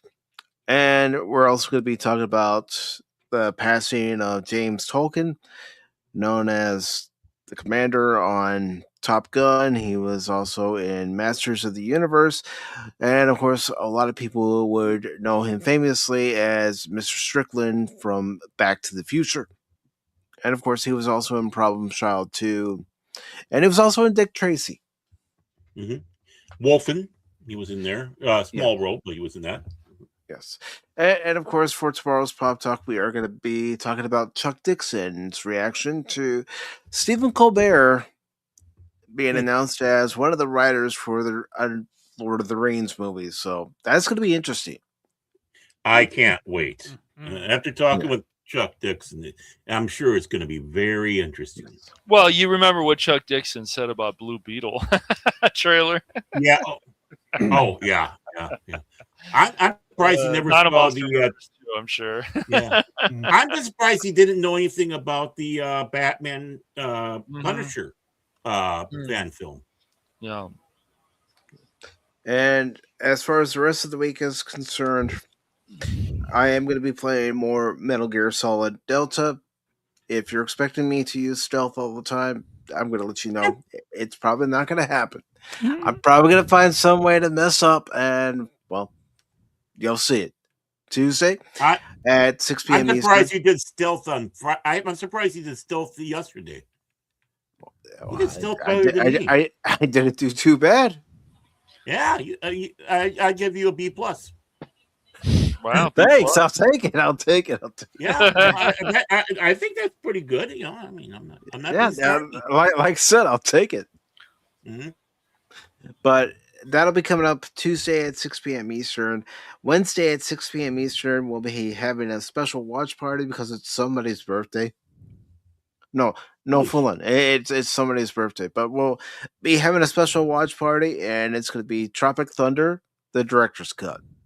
Oh, happy birthday, Cash! By the way, I didn't know it was your birthday. Wow, I'm gonna have to get you something here. Oh yeah, happy birthday, Cash! Yeah. No, it's Cash, Mike's birthday. But he's already got It's Cash. Mike's birthday. Yes, it's Mike's birthday. Baron. I was just checking to see if you were still there, man. Just wait, is that today or next week? Sure. You know what, Baron? It's coming up Wednesday. I'm stealing all your donuts, man. That's it. You know, I tried to be nice this time, but no, I'm stealing all the donuts. I'm gonna give some to DJ, some to Mike, some to Anonymous. Yeah. Mm-hmm. I don't eat donuts anymore, so I'll just throw them away. That's really. Give them to me. Give them to me, Anonymous. No. Give them to somebody else who deserves them, not Baron. Yeah, all right. It's fine. Anybody? Well, as long as Baron don't get them. But again, Tropic Thunder, the director's cut watch party this Wednesday. I'll make sure to put the Cosme link into the chat on all 3 channels in case anybody wants to pop into the Cosme side and watch the movie along with us. Then on Thursday at 6 p.m. Eastern, I'll be playing more of Mass Effect 1. And then for Easter weekend, there will not be any streams that entire weekend. I've decided I'm going to take that opportunity break. But as far as the adventure continues, a Star Trek discussion is concerned, on, I believe it's going to be the 11th. I'm double checking myself right now. Yeah, on April 11th at 6 p.m. Eastern, we're going to be watching and reacting and discussing the episode The Enemy Within. And then 2 weeks from there, on the 25th, for episode number 26, on the 1-year anniversary of the show, I'm going to reach out to some people, including the fellows who are here with me tonight, to see if they'd be interested. But I was thinking, for the show's 1-year anniversary, why not watch The Menagerie Part 1 and 2? Ooh. But that is what's coming up on Pacific Forum 4 for YouTube, Blaze, and Rumble. And I'll be saying it in different orders each and every time. But everybody who stopped by, listened, and lurked, thank you very much. And again, Lady Miss, thank you for that $2 super sticker. Excuse me. Really appreciate it. And until Sunday's Pop Talk, everybody, live long and prosper. Peace.